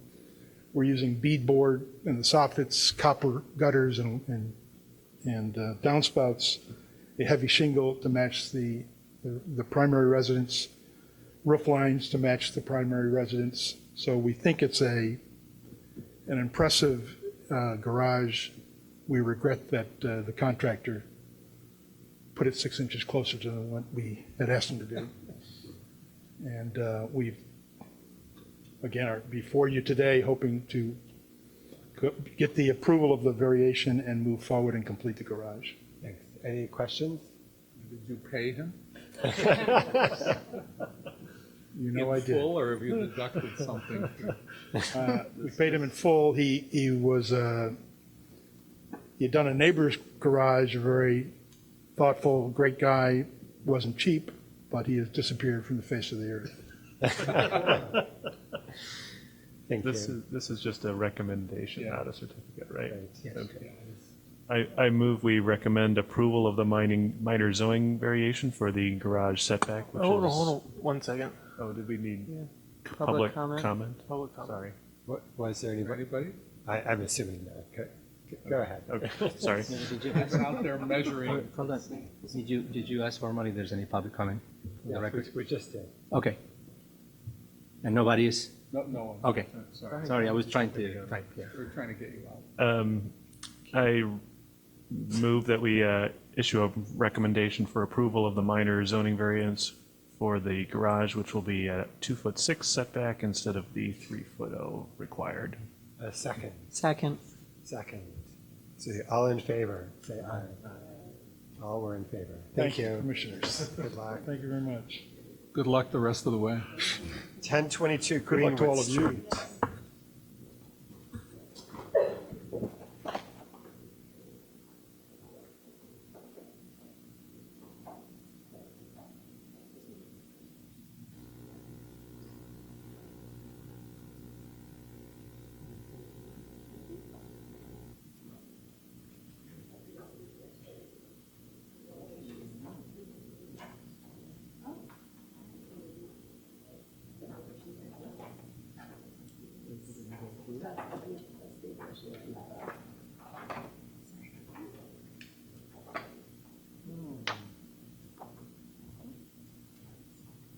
Oh, thank you.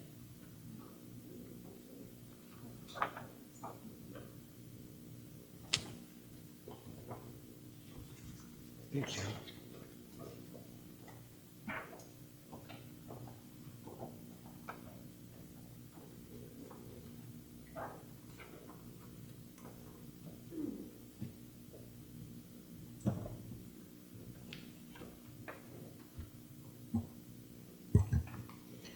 Good evening. My name's Heidi Paul. I'm the architect in charge of the renovations at 1022 Greenwood. Thank you for taking the time to review this evening. My clients, Lisa McMillan and Dave Neely, who are here sitting behind me, grew up with a love of Evanston architecture. Lisa's grandfather, Sewell Avery, raised his family at 1123 Ridge. And when Lisa decided to move to Evanston, one of the first things she said to me was, we need to find a house with a historic character. When she walked into 1022 Greenwood, she fell in love immediately. The house has original floors, original wood siding, all of the original trim, the original windows are all still in place. The original house was designed in 1883 by Ed Brook and Burnham, and you can see the layout and the character of the house are still beautifully intact. We're requesting for a certificate of appropriateness for 4 areas of scope. The first area is the conversion of a 1980s screened-in porch on the south elevation, which we would like to maintain the existing footprint and turn it into a greenhouse. The greenhouse will not impact the existing structure. It will be behind the existing structure. The details for the greenhouse, it will be a kit, a greenhouse kit, and the details they will be in character with the existing house. Our second area is we would like to add 4 windows to the south facade, 2 windows and a pair of doors to the east facade, and 3 skylights. These skylights are not visible from the street, and the 6 windows and pair of doors will be made by TMC Windows to replicate the existing wood windows with original glass from the 1880s that we claim from other houses. So Tim from TMC Windows has talked about being able to make the windows not only in proportion and detail, but also using glass that we reuse. The southeast corner of the house, which is where the majority of the windows are going, where all of the windows are going, is visible from the alley behind, but it is not visible from Greenwood. The new pair of doors that's going on the east elevation is necessary in order to use an existing roof terrace that was put on top of an addition that was built in the 70s. The oval windows that we're proposing on the east facade will replicate the existing oval windows that are currently on the west facade. The third part of the renovation is to look at the existing front porch. The renovation of the existing columns, balusters, handrails, and newel posts on the existing front porch. The existing handrails, balusters, and newel posts were changed in the 1960s to their current form. There is no record of the original design of the front porch. The oldest photo is from 1954, and that is the cover photo of this packet. The current homeowner would like to marry the front porch's aesthetic with the original Edbrook and Burnham architecture, highlighting the semicircular fillets or brackets that are original to the house on the west and the north facades, and to utilize a handrail and balusters that are found on a historically significant Edbrook and Burnham house at 1456 Ridge. And our fourth portion of scope is to remove the existing cement paver front walk and replace it with a fieldstone walk that meanders instead of going straight to the front door.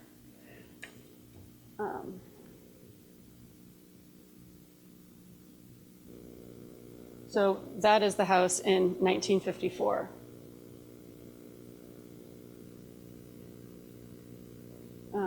Obviously, survey.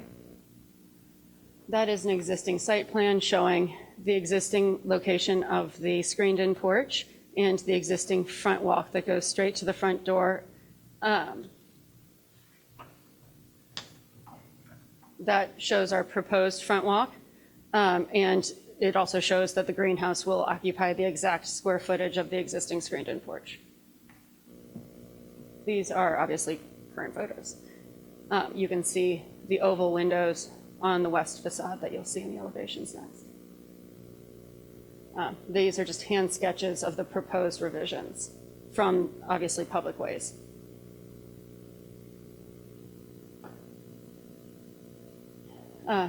North elevation showing the change of the front porch, the balusters, handrails, columns, and newel posts. Heidi, there's a pointer. There's the star on at the top. Oh, there you go. I think. Oh. Can you see it? No, can you? Can I change the color? The star. Yeah, I'm pressing it so you can see it up here. You just can't see it on the white field. I see. Okay. Oh, there we go, right there. Okay, so the new columns, you can see the bracket, the existing bracket or fillet, as it's called in the Statement of Historic Significance. So we're taking this fillet and we're incorporating it into the front porch design.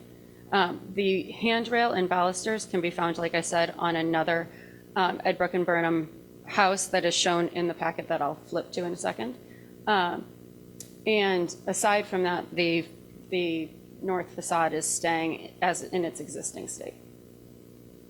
This is the west facade that is existing, and you can see that the addition, we're calling out the greenhouse that will be added on the back that is currently a screened-in porch. On the south facade, you see the existing screened-in porch that will be changed to the greenhouse. You see an existing second floor story window that we will be coupling. Well, it's not really coupling, they're still separated, but we're adding an additional matching window. There are 2 additional windows that will be casements, but they will appear to be double hungs that will be going on the second floor. Again, a tertiary south facade. Did I get everything without? Yes. This is the existing east elevation, again showing the screened-in porch, 2 additional windows that we'd like to add on the east facade, and then this is an existing window that we would like to remove and turn into a set of double doors. This elevation also shows the addition of 2 skylights on what's currently a conservatory. This is obviously the proposed. This second floor window, which is tagged, and you can't read it here, but on your elevations you can, it is tagged to match the existing west elevation windows. And these doors are tagged to match the proportions, details, and dimensions, I'm sorry, not dimensions, yes, dimensions, just not the width of the overall unit of the front door. This slide shows the fillet that I was just referring to that's currently on the east facade, and then this is also showing where we grabbed the handrail in order to maintain the historic significance and marry the house with the front porch. That was a terrible sentence. This is our window details showing that our existing and proposed are the same thing, because we are literally having Tim Murphy remake them. And that's it.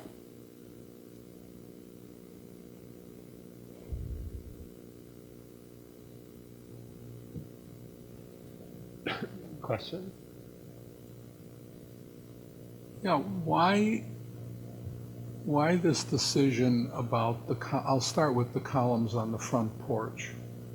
Because I walked around the house. I mean, you make mention of something on the west, but with the exception of the bracket that's occurring on the east, I'm not clear where you got these architectural clues of these new columns, and how do we know that these aren't original? How do we know that the columns are original to the porch? What we've called out as not original is the handrail, the balusters, and the newel posts. Okay, but you're changing more than just the handrails and the balusters, Correct. Aren't you? We're asking to change the columns as well. So let's say 75% of the front porch is currently not original to the house. The front porch in its entirety is actually not original to the Burnham, or to the Edbrook and Burnham house. So Edbrook and Burnham built the house. The original front porch, its understanding, was torn down. A new front porch was put on in 1898, perhaps. And that porch has subsequently been torn apart. Does that timeline make sense? So now we're looking at a house that was designed by Edbrook and Burnham. We're looking at a front porch that's hypothesized to be by Halliburton Roche. And we're looking at that Halliburton Roche architecture that has now been torn apart, and all of these random parts being put onto it. So it's the original architecture of the porch has been torn apart.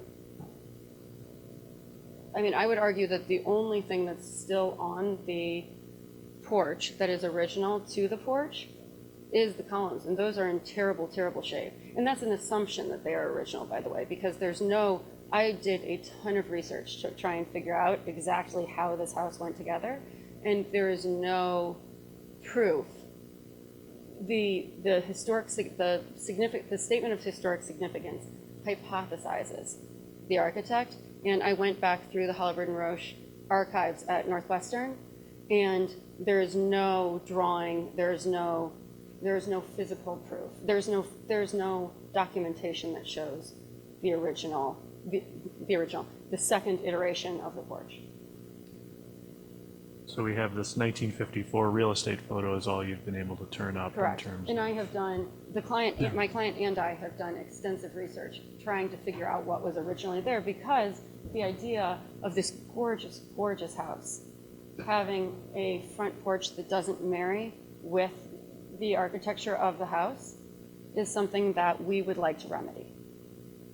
Have you looked at like Sanborn maps or anything like that to at least Yeah. have a sense of what the footprint might have been? So all the Sanborn maps show the existing footprint. So I hypothesize that the actual footprint of the porch is original to the house, and it's the detailing that was actually changed in 1898. And so I guess our desire is to take it back to what it originally was. And so the only way that you can come up with what that's going to be without having anything to document what it was, is to take other buildings by the same architect and say, okay, what were they designing at that point? And that is how we came up with what we're proposing. Questions otherwise? Yeah, it's always problematic, and I'm sure Ms. Sullivan on the end over there is the expert on those old standards and all the rest. I'm going to ask you this, because I think that the question is, should we really be going back to what it was, or should we in some respect, or at some extent, reflect all of these accretions and changes that have occurred over the history of the home? I mean, different architects, there's certainly lots of buildings around where both notable and not so notable architects have added on to something, and what we have now is what it reflects that entire history. Do we really go back? Do we tear off every single addition that's been done to the National Capitol if we want to do that, or almost anything? We could probably tear down half the Colosseum if we wanted to go back to the original, let alone the Parthenon or something. And I think the question is, where do you feel that it's important, and why go back to that? I mean, I'm not quite sure what you're trying to replicate. We're not sure, even when you're done, that it's really replicating what was there. I think replicating is the wrong Okay. term, and I shouldn't have used that term. I apologize. We are trying to bring the front porch by using architectural elements that are currently found on the east facade as well as the north facade. So right now, there is this fillet or bracket that's called out in the statement of significance right here, and there's another one right here. So one's on the north facade facing out, and the other one's on the east facade, obviously facing east. By using elements that Ed Brooke and Burnham actually put into the house on the front porch, in my opinion, it emphasizes the original architecture that they were beautifully creating. You could make the argument, the existing front porch, even if you were to say, even if you were to pick an arbitrary moment in time and you were to say, let's say we want to bring it back to the 1920s. We have no idea what that is, but we know that what's there right now is not what was there in the 1920s, because we can prove from a photograph taken in 1954 that in 1960 it changed. So I guess my question to you would be, that seems like a very arbitrary standard to try and go back. It seems like who gets to pick that moment in time to say what it should or should not, what is or is not original appropriate. Does that make sense? All right, that's the question we're grappling That's I'm asking. Yeah. So that's the question I was asking of you, and you're asking it back. Well, I think it is a question of why and then how. I suppose is really. Carlos, do we have a copy of the statement of significance? Yeah, because I don't have Let me see. I can get it if I have it in my office. If you give me- I do. We won't take a break. She has it, Carlos.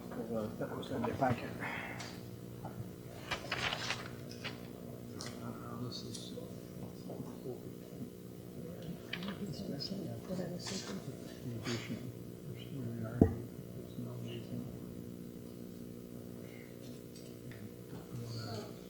What I would like to emphasize on this is that I talked about who the architect is and what.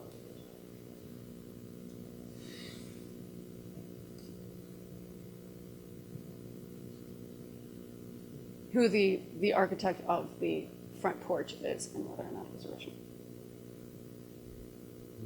And note that they do call out the fillets, which is the only reason why I knew what those were called in the statement.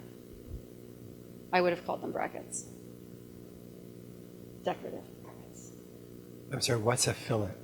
This, according to the statement of significance, this Let's is see a if I can fillet. make this work. That fan-shaped bracket. It's a,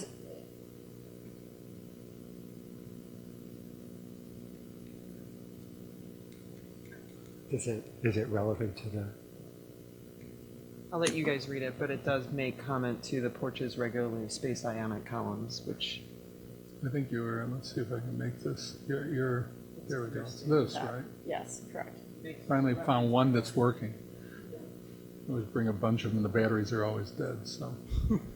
Well, I agree, Elliot, with what you were saying, that, typically the standards, you can make a decision to restore something to a point when you have evidence, actual evidence to restore it. But one of the beautiful things about our the historic home is, these columns that may or may not have been original have been there for many, many decades, and in and of themselves are historic now to the home.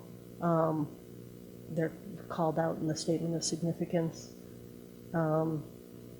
I have a hard time changing something, although, I see your logic and the thought process you're making, and when you're trying to do this, I don't, like you said, we don't have actual evidence, so we're just, reaching for probable maybes instead of actually preserving something that has itself established some historic significance through the years. So I have a problem, some of the changes I think are very appropriate and in keeping with the character of the house and thing. This particular front porch change, I have a problem with. I walked around the whole place. It's beautiful. I mean, It is I have beautiful. to tell you.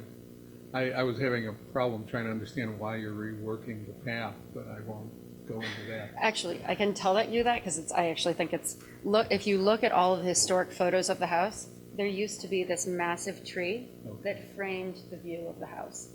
And now, because the massive tree has died, There's a massive, dark, empty hole there. yes. But to reroute your eye so that instead of it looking vertical, it looks horizontal, that's the purpose. Like it was originally supposed to because of the massive tree.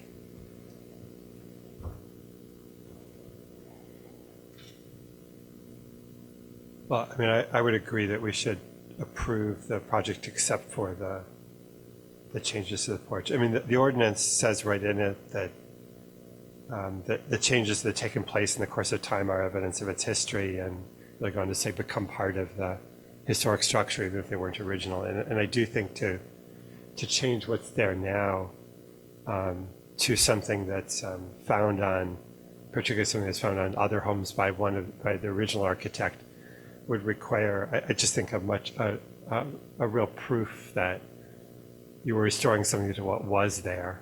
I mean, to me, it seems like you're making good arguments for why you prefer something that is found on another house, but that's really not particularly relevant standard for the preservation ordinance. Can I ask this question?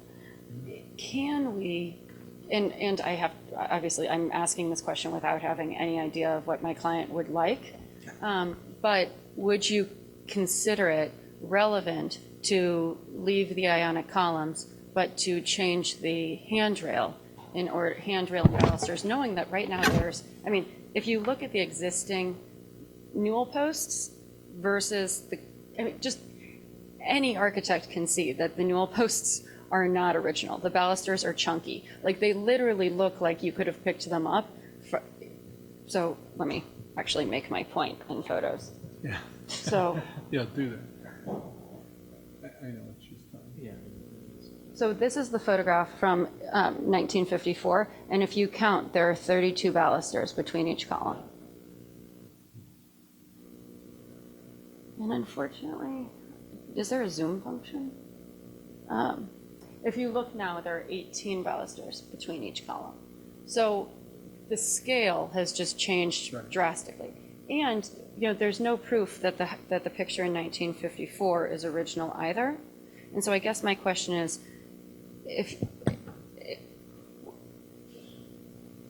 would you consider an alternate to the handrails, balusters, and newel posts?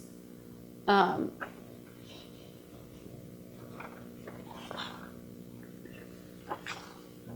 think you have a good argument to say that what exists now as a handrail and newel and balusters is newer, definitely newer than 1954, and is not significant in its own right, and so therefore some other railing solution can be considered as long as it's compatible. But I think the overall change in terms of the ionic columns that's cited in the significant statement, it clearly is at least as old as 1954, if not 1898, or whatever the other date was.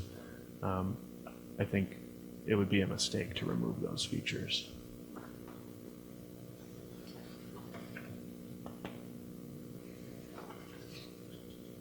Would you consider a motion with the column staying, but with the remaining changes? Yeah, I have a couple of other questions before we go that far. And I mean, the same thing, you know, I was looking at, you know, you're picking up clues which are appropriate. You've looked at things, features in the house. I mean, the same thing when you're taking that oval window and replicating it on the east side, but we're not really sure, you know, that you're putting something back in that was there. You know, and this is the same thing. Where do we stop?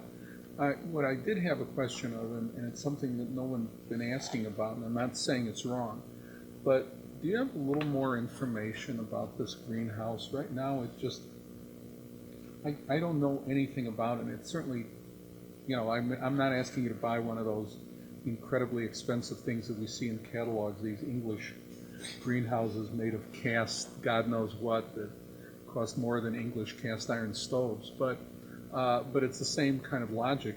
I'm just not sure what this is. And it's you know, it looks like some aluminum thing that one, I hate to say, buys at a garden shop. And I won't name the garden shop, but and I'm just not clear on how that's fitting with everything else you've done, because you've taken incredible care about everything else, and that doesn't seem to show the same level of detail. So what we're looking at right now, and again, it was my understanding that these drawings were supposed to be basically an elevated version of a design development packet. So what we had looked at is the Texas Greenhouse Company. And Texas Greenhouse Company makes a beautiful glass and steel greenhouse, which I'm happy to share images with you.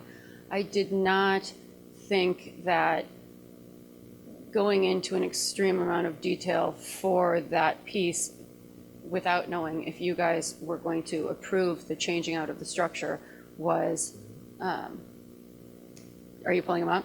It's the first picture. He pulled it up. He pulled it up. Can you share that? Yeah. So it's literally this. Yeah, thank you. This is, hold on, let me see. I'm not sure if that's what you actually No, go back to the first page. Uh-oh. No, like just go to texasgreenhouse.com, please. yes, this is roughly, only it has a curved. So it is something we're pricing. Yeah, that would help, because I think that's much more the character of the house. Yes, so we are attempting. I didn't ask you about the railing of the deck. Oh, sorry. No, I'm just, I mean, as I came around, it was like, the deck? Oh, the existing wood deck? All things in good time. Okay. I don't know how many of you went around. Did anybody go back in there? Oh, well, you need to. I'm sure you'll see me It's really again. a nice backyard. I mean, it's really beautiful. But I have to tell you that I couldn't figure out what these guys, they're already scraping and painting the house. This guy's working there. I have to work around the paint bucket. Hey, I have another question about the railing and the baluster. And I don't know off the top of my head the dimensions, but I know often a sad thing that I see happen to historic houses is when they have to replace the front porch railing. That it has to go up to That it 42 has to go inches? up, yeah. So how would you? So in the city of Chicago, you can get, on projects in the past, when you're replacing a historic attribute of the house, they have made exceptions. So I think my first go at, I would first say, can you make an exception? And keep it at least at 36, so it's low enough that it's not creating a visual barrier from. That being said, so that's how I would handle it. Is I would first see if we could get if the building department would allow for us to do something that's atypical given the historic nature of the project. What height were you saying? Pardon? 36 is all you have to do. So 42 because it's a habitable space. No, that's 36 maximum. No, in the IRC it's 36. So currently, what's the height of the railing? It's 29 and a half. And you're proposing to keep it the same height or raise it to 36? I would love to keep it the same height as long as it's allowed by code, or as long as it's approved. All right, so Be able to get away with it. you probably need to talk to the building official. Yeah. My previous interaction with the building code official in the city was that if you were repairing and not replacing more than 50%, then you can keep it as a repair, so they would not ask you to raise it. But if you are replacing more than 50%, it becomes a new feature, so you have to meet the code. Yeah, that's my concern. I'm very skeptical that I'm fearful that if you're replacing the entire railing, you're going to have to move it up even a little bit, and I think that's going to create. Change the scale and everything. Right? Yeah. So I will contact the building department and see what they have done historically in situations like this, assuming that we will have your recommendation to say that the Historic Preservation Commission would prefer the height of the handrail to stay as it is, as it's existing. I think it's really important. I think that's an option. Is there any room to use some infill in front of the porch so that you are not more than 3 feet from the grade, from the deck to the grade? You know, that's an interesting question. Let me measure that. I don't know that off the top of my head. That's not a dimension that I thought that would come up tonight. Mm-hmm. So let me measure and see if what our existing dimension is. Right, so I think it's more than 36, but let me put a tape to it. One time I was able to work with the owner of a landmark where they wanted to keep the height of the front seating wall. It is a prairie style home, and they had a very deep front yard, and at the end they gradually increased the height of the grade to that, so that by the time it meets the porch it will be less than 3 feet. Let me think I think about it's going to change a lot of things. Yeah. Looking at that elevation, you're probably at about, we were counting risers there. So let me ask you I think this to you're the already at commission, about though. 3.5 feet, and I don't think you want to do it. It'll change everything at the base. But if the building official does not agree with the commission's recommendation, what would be the? Well, so I guess the other question is that you just said that if you change less than 50%, that they will allow you to keep the existing height. So perhaps there is a compromise where we keep the bottom rail and the handrail, but we remove the balusters. And again, that would be up to the building official to So, say, but- is that a 50% or not? Or not? But I think that that's a worthwhile conversation to have before completely redesigning. Okay, so just to summarize, so we clearly want for the columns to remain. How about the balusters? Are we willing to approve changing them, or is it actually?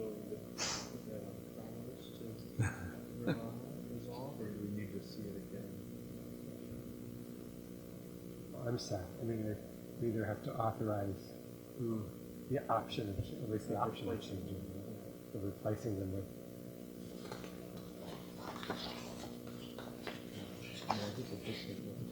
Yeah. Okay. So I mean, then we're okay as long as the columns are maintained? Yeah, I mean, I guess that's where I was going, is we would approve it with the understanding that the columns would be maintained of the porch. The railing design has some uncertainty about it, so we would, as long as it's similar to either the existing or the 1954 photograph, we would allow Carlos to approve the specifics once the code review and everything else is sorted out. But if it's some more major change is preferable, you'd come back at that point. Does that seem reasonable? Okay. Yeah, I'm comfortable with Does it. that make What, sense to do you? we, but where does the, because Is it the I height feel is the? strongly, like if the yeah. building commission says no, we have to move it up half a foot or, That changes whatever. the If we're, proportions of everything, if yeah. we're changing the proportions, then I'm So I think, so we'll uncomfortable put the with it. provision that it's assuming it would stay at the same height as the existing as well. Yeah. So the existing top rail maintains roughly the existing. I mean, I assume you guys would be That okay if age, they said whatever, like yeah. 31 Yeah. from the 29 and a half. Yeah. I think you want to regrade it, you're going to be changing that. Yeah, I don't. I agree. I don't think so either. Okay, I think I'll attempt a motion then, unless anyone had other questions about other aspects of it. Go ahead. Okay. I move we issue a certificate of appropriateness for 1022 Greenwood Street, various alterations to the screen porch as a greenhouse, changes to windows and additions of new windows and doors and skylights as described in the application, and for the front porch, with the understanding that the submitted design will be changed to include retaining the existing ionic style porch columns, and that the modifications to the railing will maintain the approximate same height as the existing top rail, with specifics to be reviewed further with Carlos. May I please have It's in accordance with the certificate of appropriateness. Oh, and standards for alteration 1 through 10 apply. Thank you. Second. Second, Elliot. All right, all in favor, please say aye. Aye. Everybody was in favor. Okay, thank you. 1040 1040 okay Hidden. with that? Were you guys okay with that? Okay. They didn't object. I wish it was mine. I'm just the contractor. The homeowner wasn't able to be here. They told me they were going to be watching though, so. Oh. Sure. Are you here? You guys here for this? Just figure it out.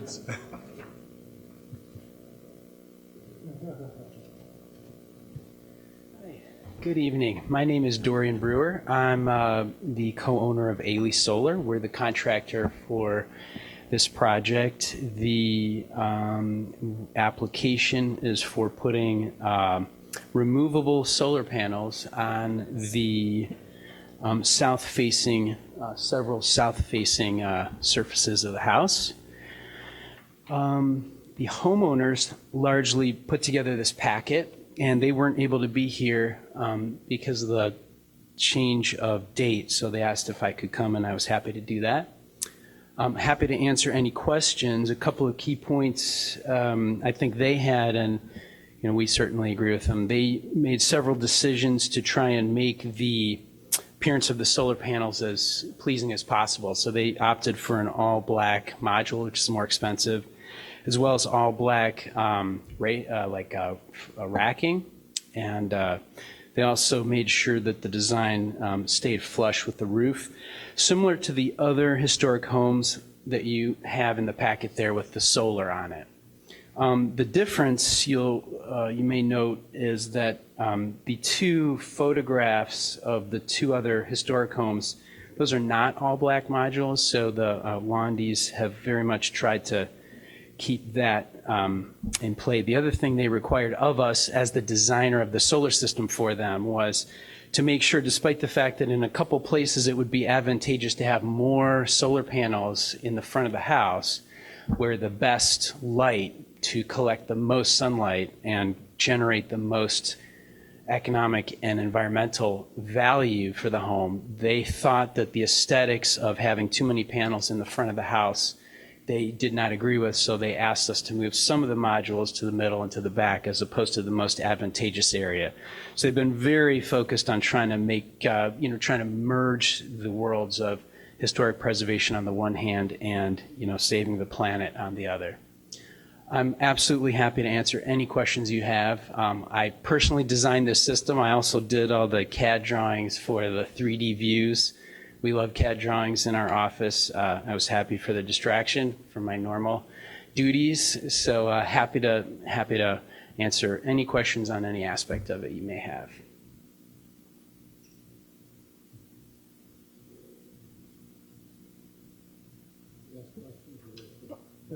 Can I If you have questions, go ahead. Yeah. So it says the panels will not be visible on the front elevation of the house, but can't you see them when you're walking down the street? So I think what they mean there is if you're standing straight in front of the house, like in front of the front door, I don't think you can see them. What to your point, if you're walking from the south to the north, from the south of the house, yes, you'll be able to see them, just like in the other historic homes you have in the packet. They're very similar. Now, if the front of the house happened to face north and the back of the house face south, their roof would be perfect for completely non-visible modules. That's the two worlds there. Other questions?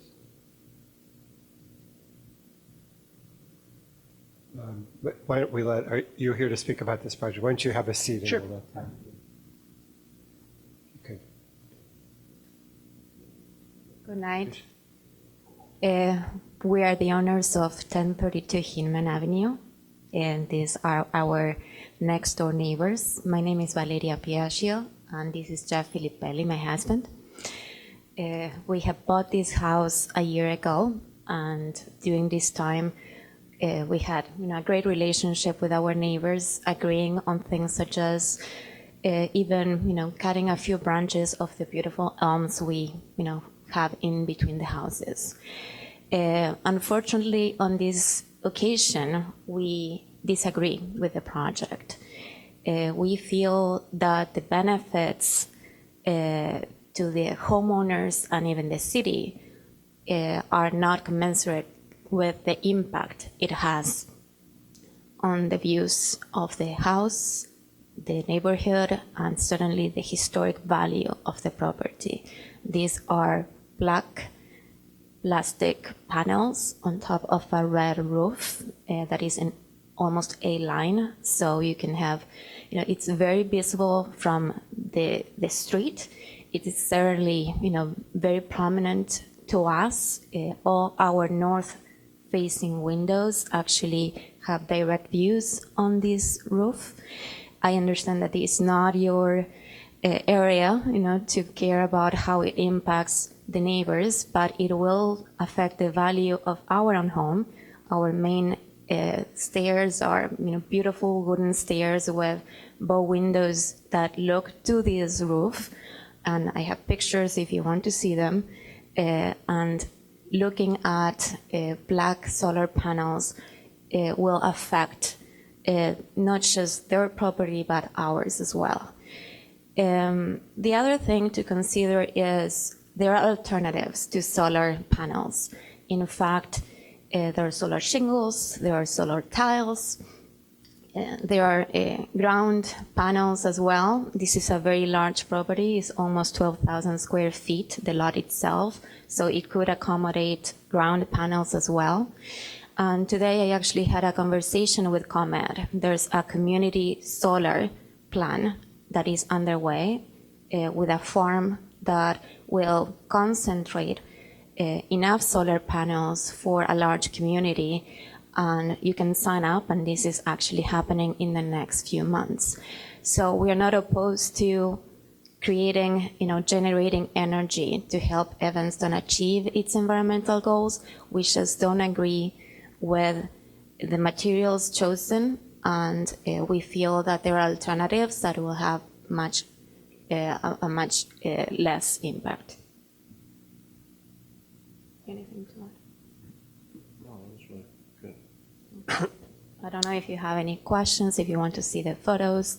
Are the photos just of your house, or are they No, with I you? also took photos from the street, which are very similar to the ones you have in the packet. Basically, when you walk down the street, the roofs are very visible from the street. The roof is bright red, and the solar panels are black. There's another issue, which is reflectivity. Even though manufacturers say that they are designed to absorb most of the solar energy, there's still reflectivity about to be discussed. How much glare this creates. But it's certainly something that you can not just see as an object, but that it will reflect light. The reflectivity will get worse. Think about your headlight. If that's the headlight on your car, it's polycarbonate. As it breaks down, it starts to capture more residue, whatever it is. So the reflectivity goes up significantly, and that's going to happen fairly quickly. It might not happen in a milder climate, but when you talk about Evanston winters and the Four Seasons, they don't stand up terribly well. I'm in the polymer business, and my wife yelled at me for trying to speak up for the gentleman's windows, and she said I dissuade you guys from agreeing with us, so I should shut up. But I am familiar with the products and how they work and their functionality, and the polycarbonate will break down, and I'll shut up now because she's... Yeah, there is, I do have information about the ComEd Community Solar Program that is, again, available to all homes in the ComEd area. So as an alternative to this solution.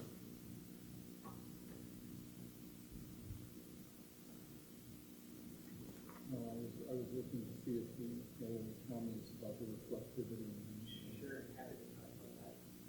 I'm not sure if the concept of reflectivity here is that the sun is going to hit the panels and then reflect back to this particular homeowner's house. If that's the theory, then the angle of the sun is mostly to the south, and hitting a 35-degree angle will mostly reflect up into space. So the angle of the sun doesn't really reflect backwards, back north to the house. But this issue of polycarbonate, it's tempered glass, so it's designed to survive 35 years. It's a 25-year product, but designed to last 30, 35 years. So it's not synthetic, it's a tempered glass. Any other questions about those comments? For example, I'm looking from the road. I think it's a question mark as to how visible it is. There are a lot of trees in between the sidewalk and the road, for example, and also on the other side of the sidewalk. A lot of trees around in that whole area. You know, there is a shingle product that has been promised by really only one manufacturer. I guess two. There's one from Certainteed and there's one from Tesla. The Tesla product is on the order of $80,000 to $100,000, and it's not even on the market yet. That, of course, is not a removable product. You know, you're removing the decking and the shingles, and you're replacing them with a permanent product. Unlike the solar panels that we have, there are attachment points that are separated by about 5 feet. We can come back and remove them at any time, so it doesn't affect the house in that way. And with ground mount, it is if it was felt that a large solar array somewhere on the property on the ground was a better fit, that is a more expensive project in the order of 50 to 100%. You're talking about large holes with concrete that you have to pour in for the posts for a ground mount system. Any other questions on either our stuff or? Can I ask, how much are 18 panels on a roof This is like this? a little over $20,000 project. And how much money do you save a year? I'm sorry? How much money do you save a year?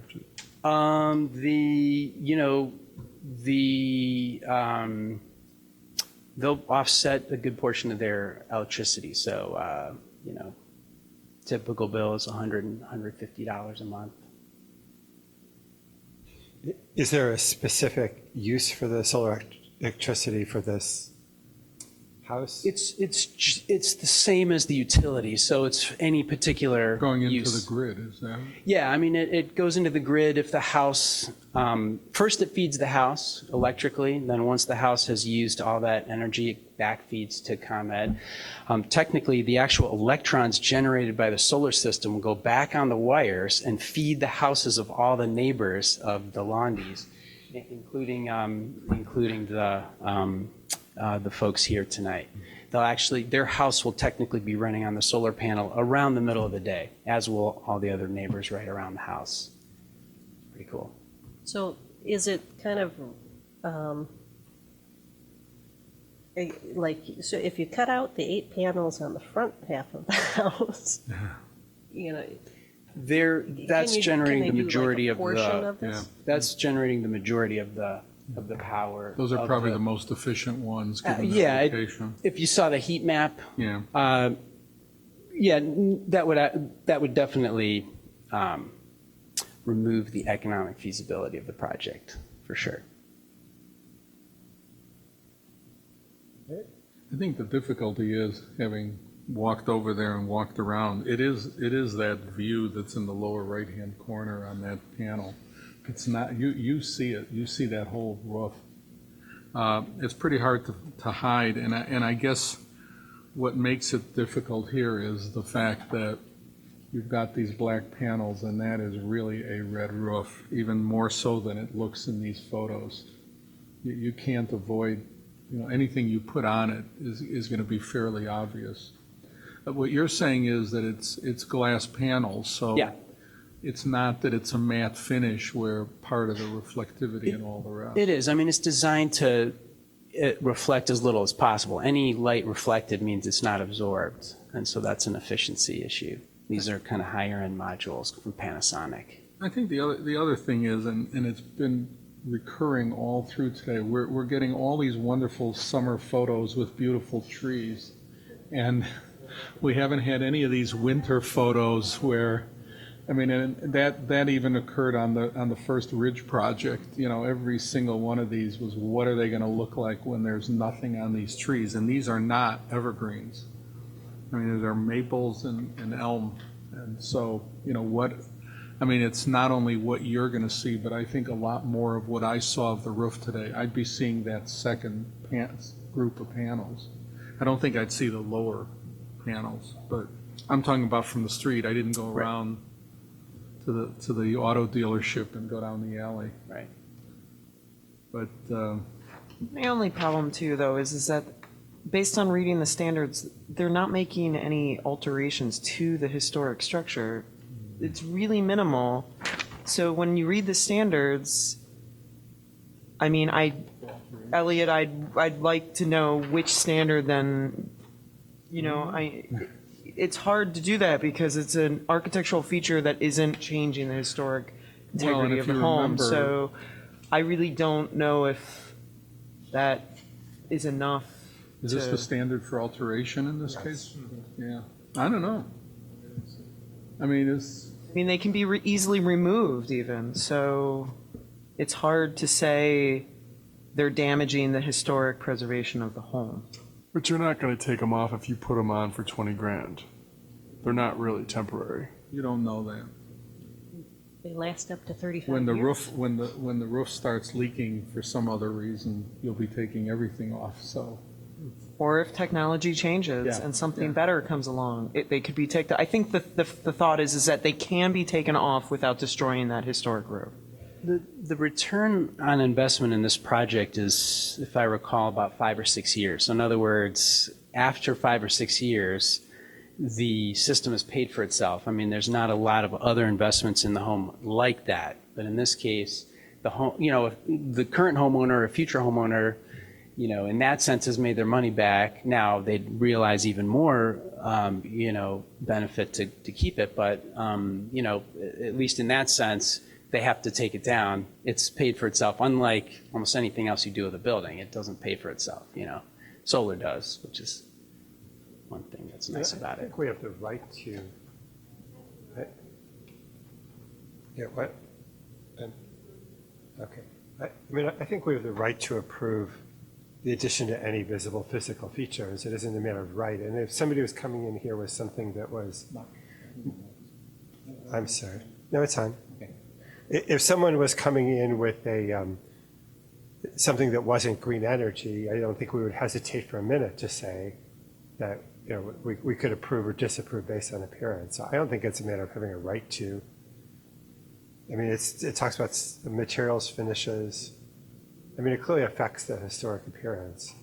I mean, we have bent over backwards to approve green energy features, but I don't think that doesn't mean we have to approve them 100% of the time. I think we just need to be very clear on why or why not we are approving it, because we are going to see more of these, and I think we need to start to make sure that we're doing it in a very, I mean, part of my thinking always is I think about other types of roof-related changes that people propose, and obviously we've seen a lot of skylights talked about today, and I think, although obviously this is more expansive than you would ever do as a skylight, it's in some ways it's analogous. You're changing something that's a roof material into a more reflective piece of glass. And from that point of view, we approve all kinds of skylights in all kinds of orientations. I'm not terribly offended by this. Can I add a few things? Go ahead. I understand that the contractor here is promoting the materials that he can provide, but it is, there are shingles available in the market since 2017. In fact, I did my own research. I do appreciate the spirit behind the project of generating solar energy, and I'm very interested in those materials as well. Tesla roofs are available, and apparently based on the information available to the public at the same cost when you offset, for the tax incentives as other types of roofing. Thank you. And the other thing is, you made a point about the trees and how they protect the view of these roofs from the street. There's a significant difference if in just a couple of months away, when you look at, what you can see. We are the ones maintaining those trees, so we are, very aware of, how foliage changes the views and also what it takes to maintain them. So, it's very different once you look at these photos in just a couple of months. So again, there are different alternatives. It's not going against solar energy. It's looking at what would make less of an impact from a historical preservation point of view. Thank you. Okay. Any final discussion from the commission?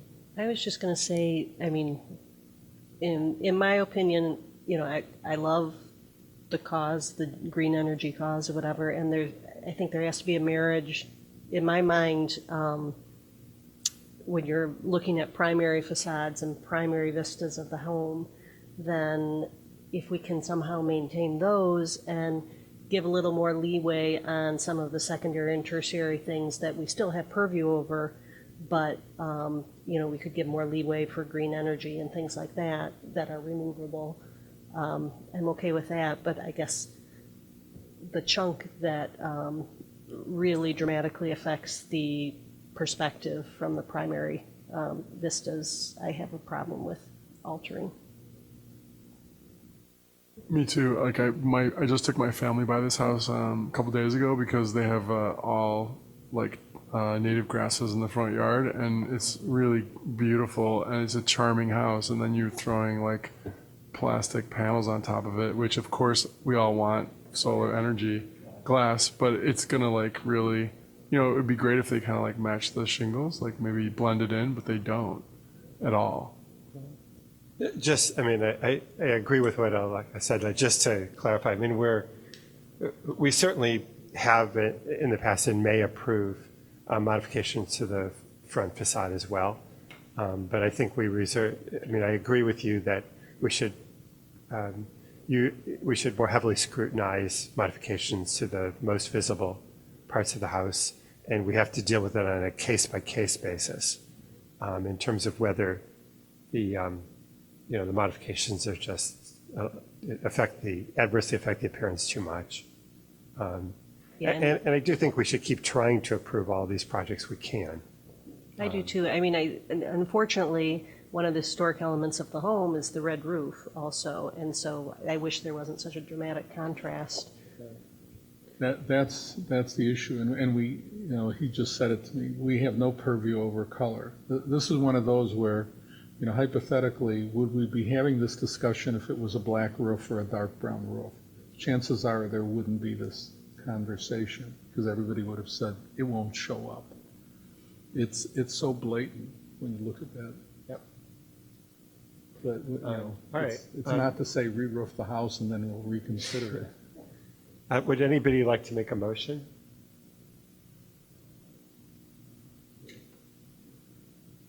I'll make the motion. Did Robert want? I'll make it. Okay, go ahead, Robert. Can I just ask a quick question to the applicant, if it's possible, Mr. Chairman? Just a quick question.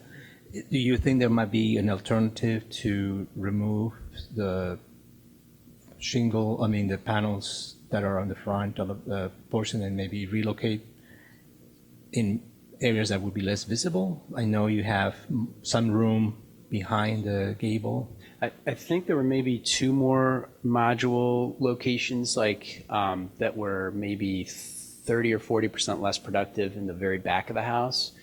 There might be a spot on a west-facing roof where we could fit like 2 more, but we'd be losing.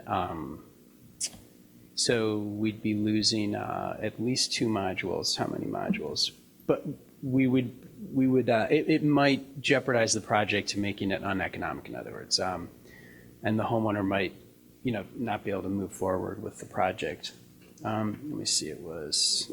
I guess the question is, though, would you like to look at that and come back to us? I mean, so we would lose. Yeah, we would. There are locations for 4 modules in other parts of the house, like further back. They would lose approximately 30% of their. Those 4 modules would be 30% less effective. And then if you remove the 4 from the very front, so then that would be a net 50. So you'd be reduced. You know, you'd lose approximately. You'd lose about 30% of the productivity of the system. Well, I mean, it sounds like it may not work, but given that your customers aren't here, would you rather go back and talk to them and, you know, that we could continue this and let us know whether they wish to continue to pursue it with an alternate design or not? I could certainly ask them, sure. Yeah. mean, it would just seem better since they may not wish to proceed, but at least let them make that decision. Okay, sure. Okay, can ask so would somebody like to continue? Make a motion to continue instead, Robert. I move that we continue 1040 Hinman till next month. I think it's September 10. 10. Second? Carl seconds, right? All in favor? Okay, thank you. Approval of the meeting minutes from, I guess, July 9th or July 23rd. Did anybody have any comments? I sent those also to revision done the things that you asked me. I did send the minutes as amended to the commission, so. Oh, okay. I didn't know. Yeah. Didn't see that in my email. It was part of the email. Should we approve them? Ken, you want to? I move we approve the meeting minutes of the July 9th meeting. As amended. As amended by Carlos per Elliott's suggestions. Second. Elliot? Sure, I'll second it. Okay, all in favor. Elliot thinks they were terrific edits. Trevor Hewers and Robert's abstaining. Okay. Then July 23rd.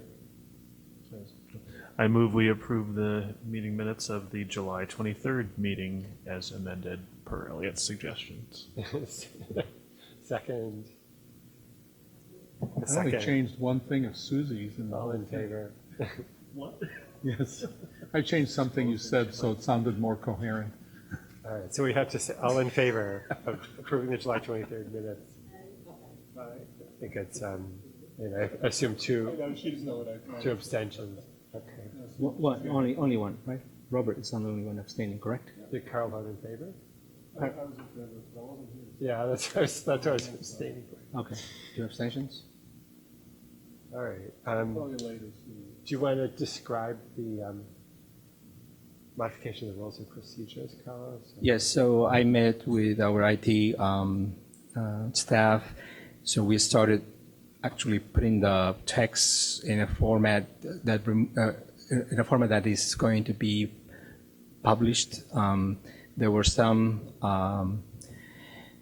format that needed to be removed in order to get the same font, and what I have to do now is create the links that are part of the standards, such as our own standards for review, links to the park district.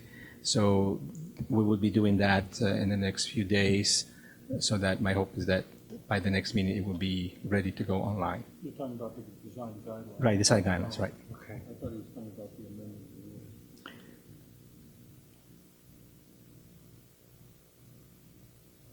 All right. And I think we'd already approved the. And as far as the rules, I submitted to the commission the text that was discussed in sections 54 and 55. So that reflects what the commission agreed to make the changes on the text, so that now you can formalize it by approving those changes. Okay. And then, so we should actually vote on that. Right. Are we on A or? So we're on 5A, only approving that tonight. Ken, do you want to? I think we'd actually already talked about it. Yeah. So I move we approve the changed wording in the, it's called the rules and procedures. Okay, second. Robert, second. All in favor? Nobody opposed. All right. Did you want to talk about The number. No, there's line 55, which was introduced by Julie. I talk about let's see the fountains. Yeah, the fountains and landscape, and staff is suggesting to add some wording so that not all landscape would be decided by the commission, but the ones that are listed in the statement of significance, like the Shakespeare Garden or the Rose Garden, that type of projects that would be reviewed by the commission rather than all fountains and landscape. Okay. Okay. Any discussion? Sounds logical. All right, and so we're not voting on. No, you're kind of, if you agree, then we will put it in writing at the next session. Okay. Right. Any other discussion? I move that we adjourn. Second. It's adjourned.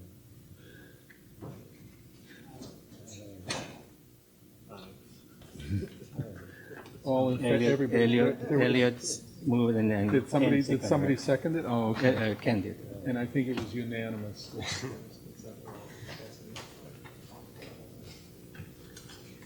Thank you, everyone. Thank you. So we're meeting on September 10th. The next meeting.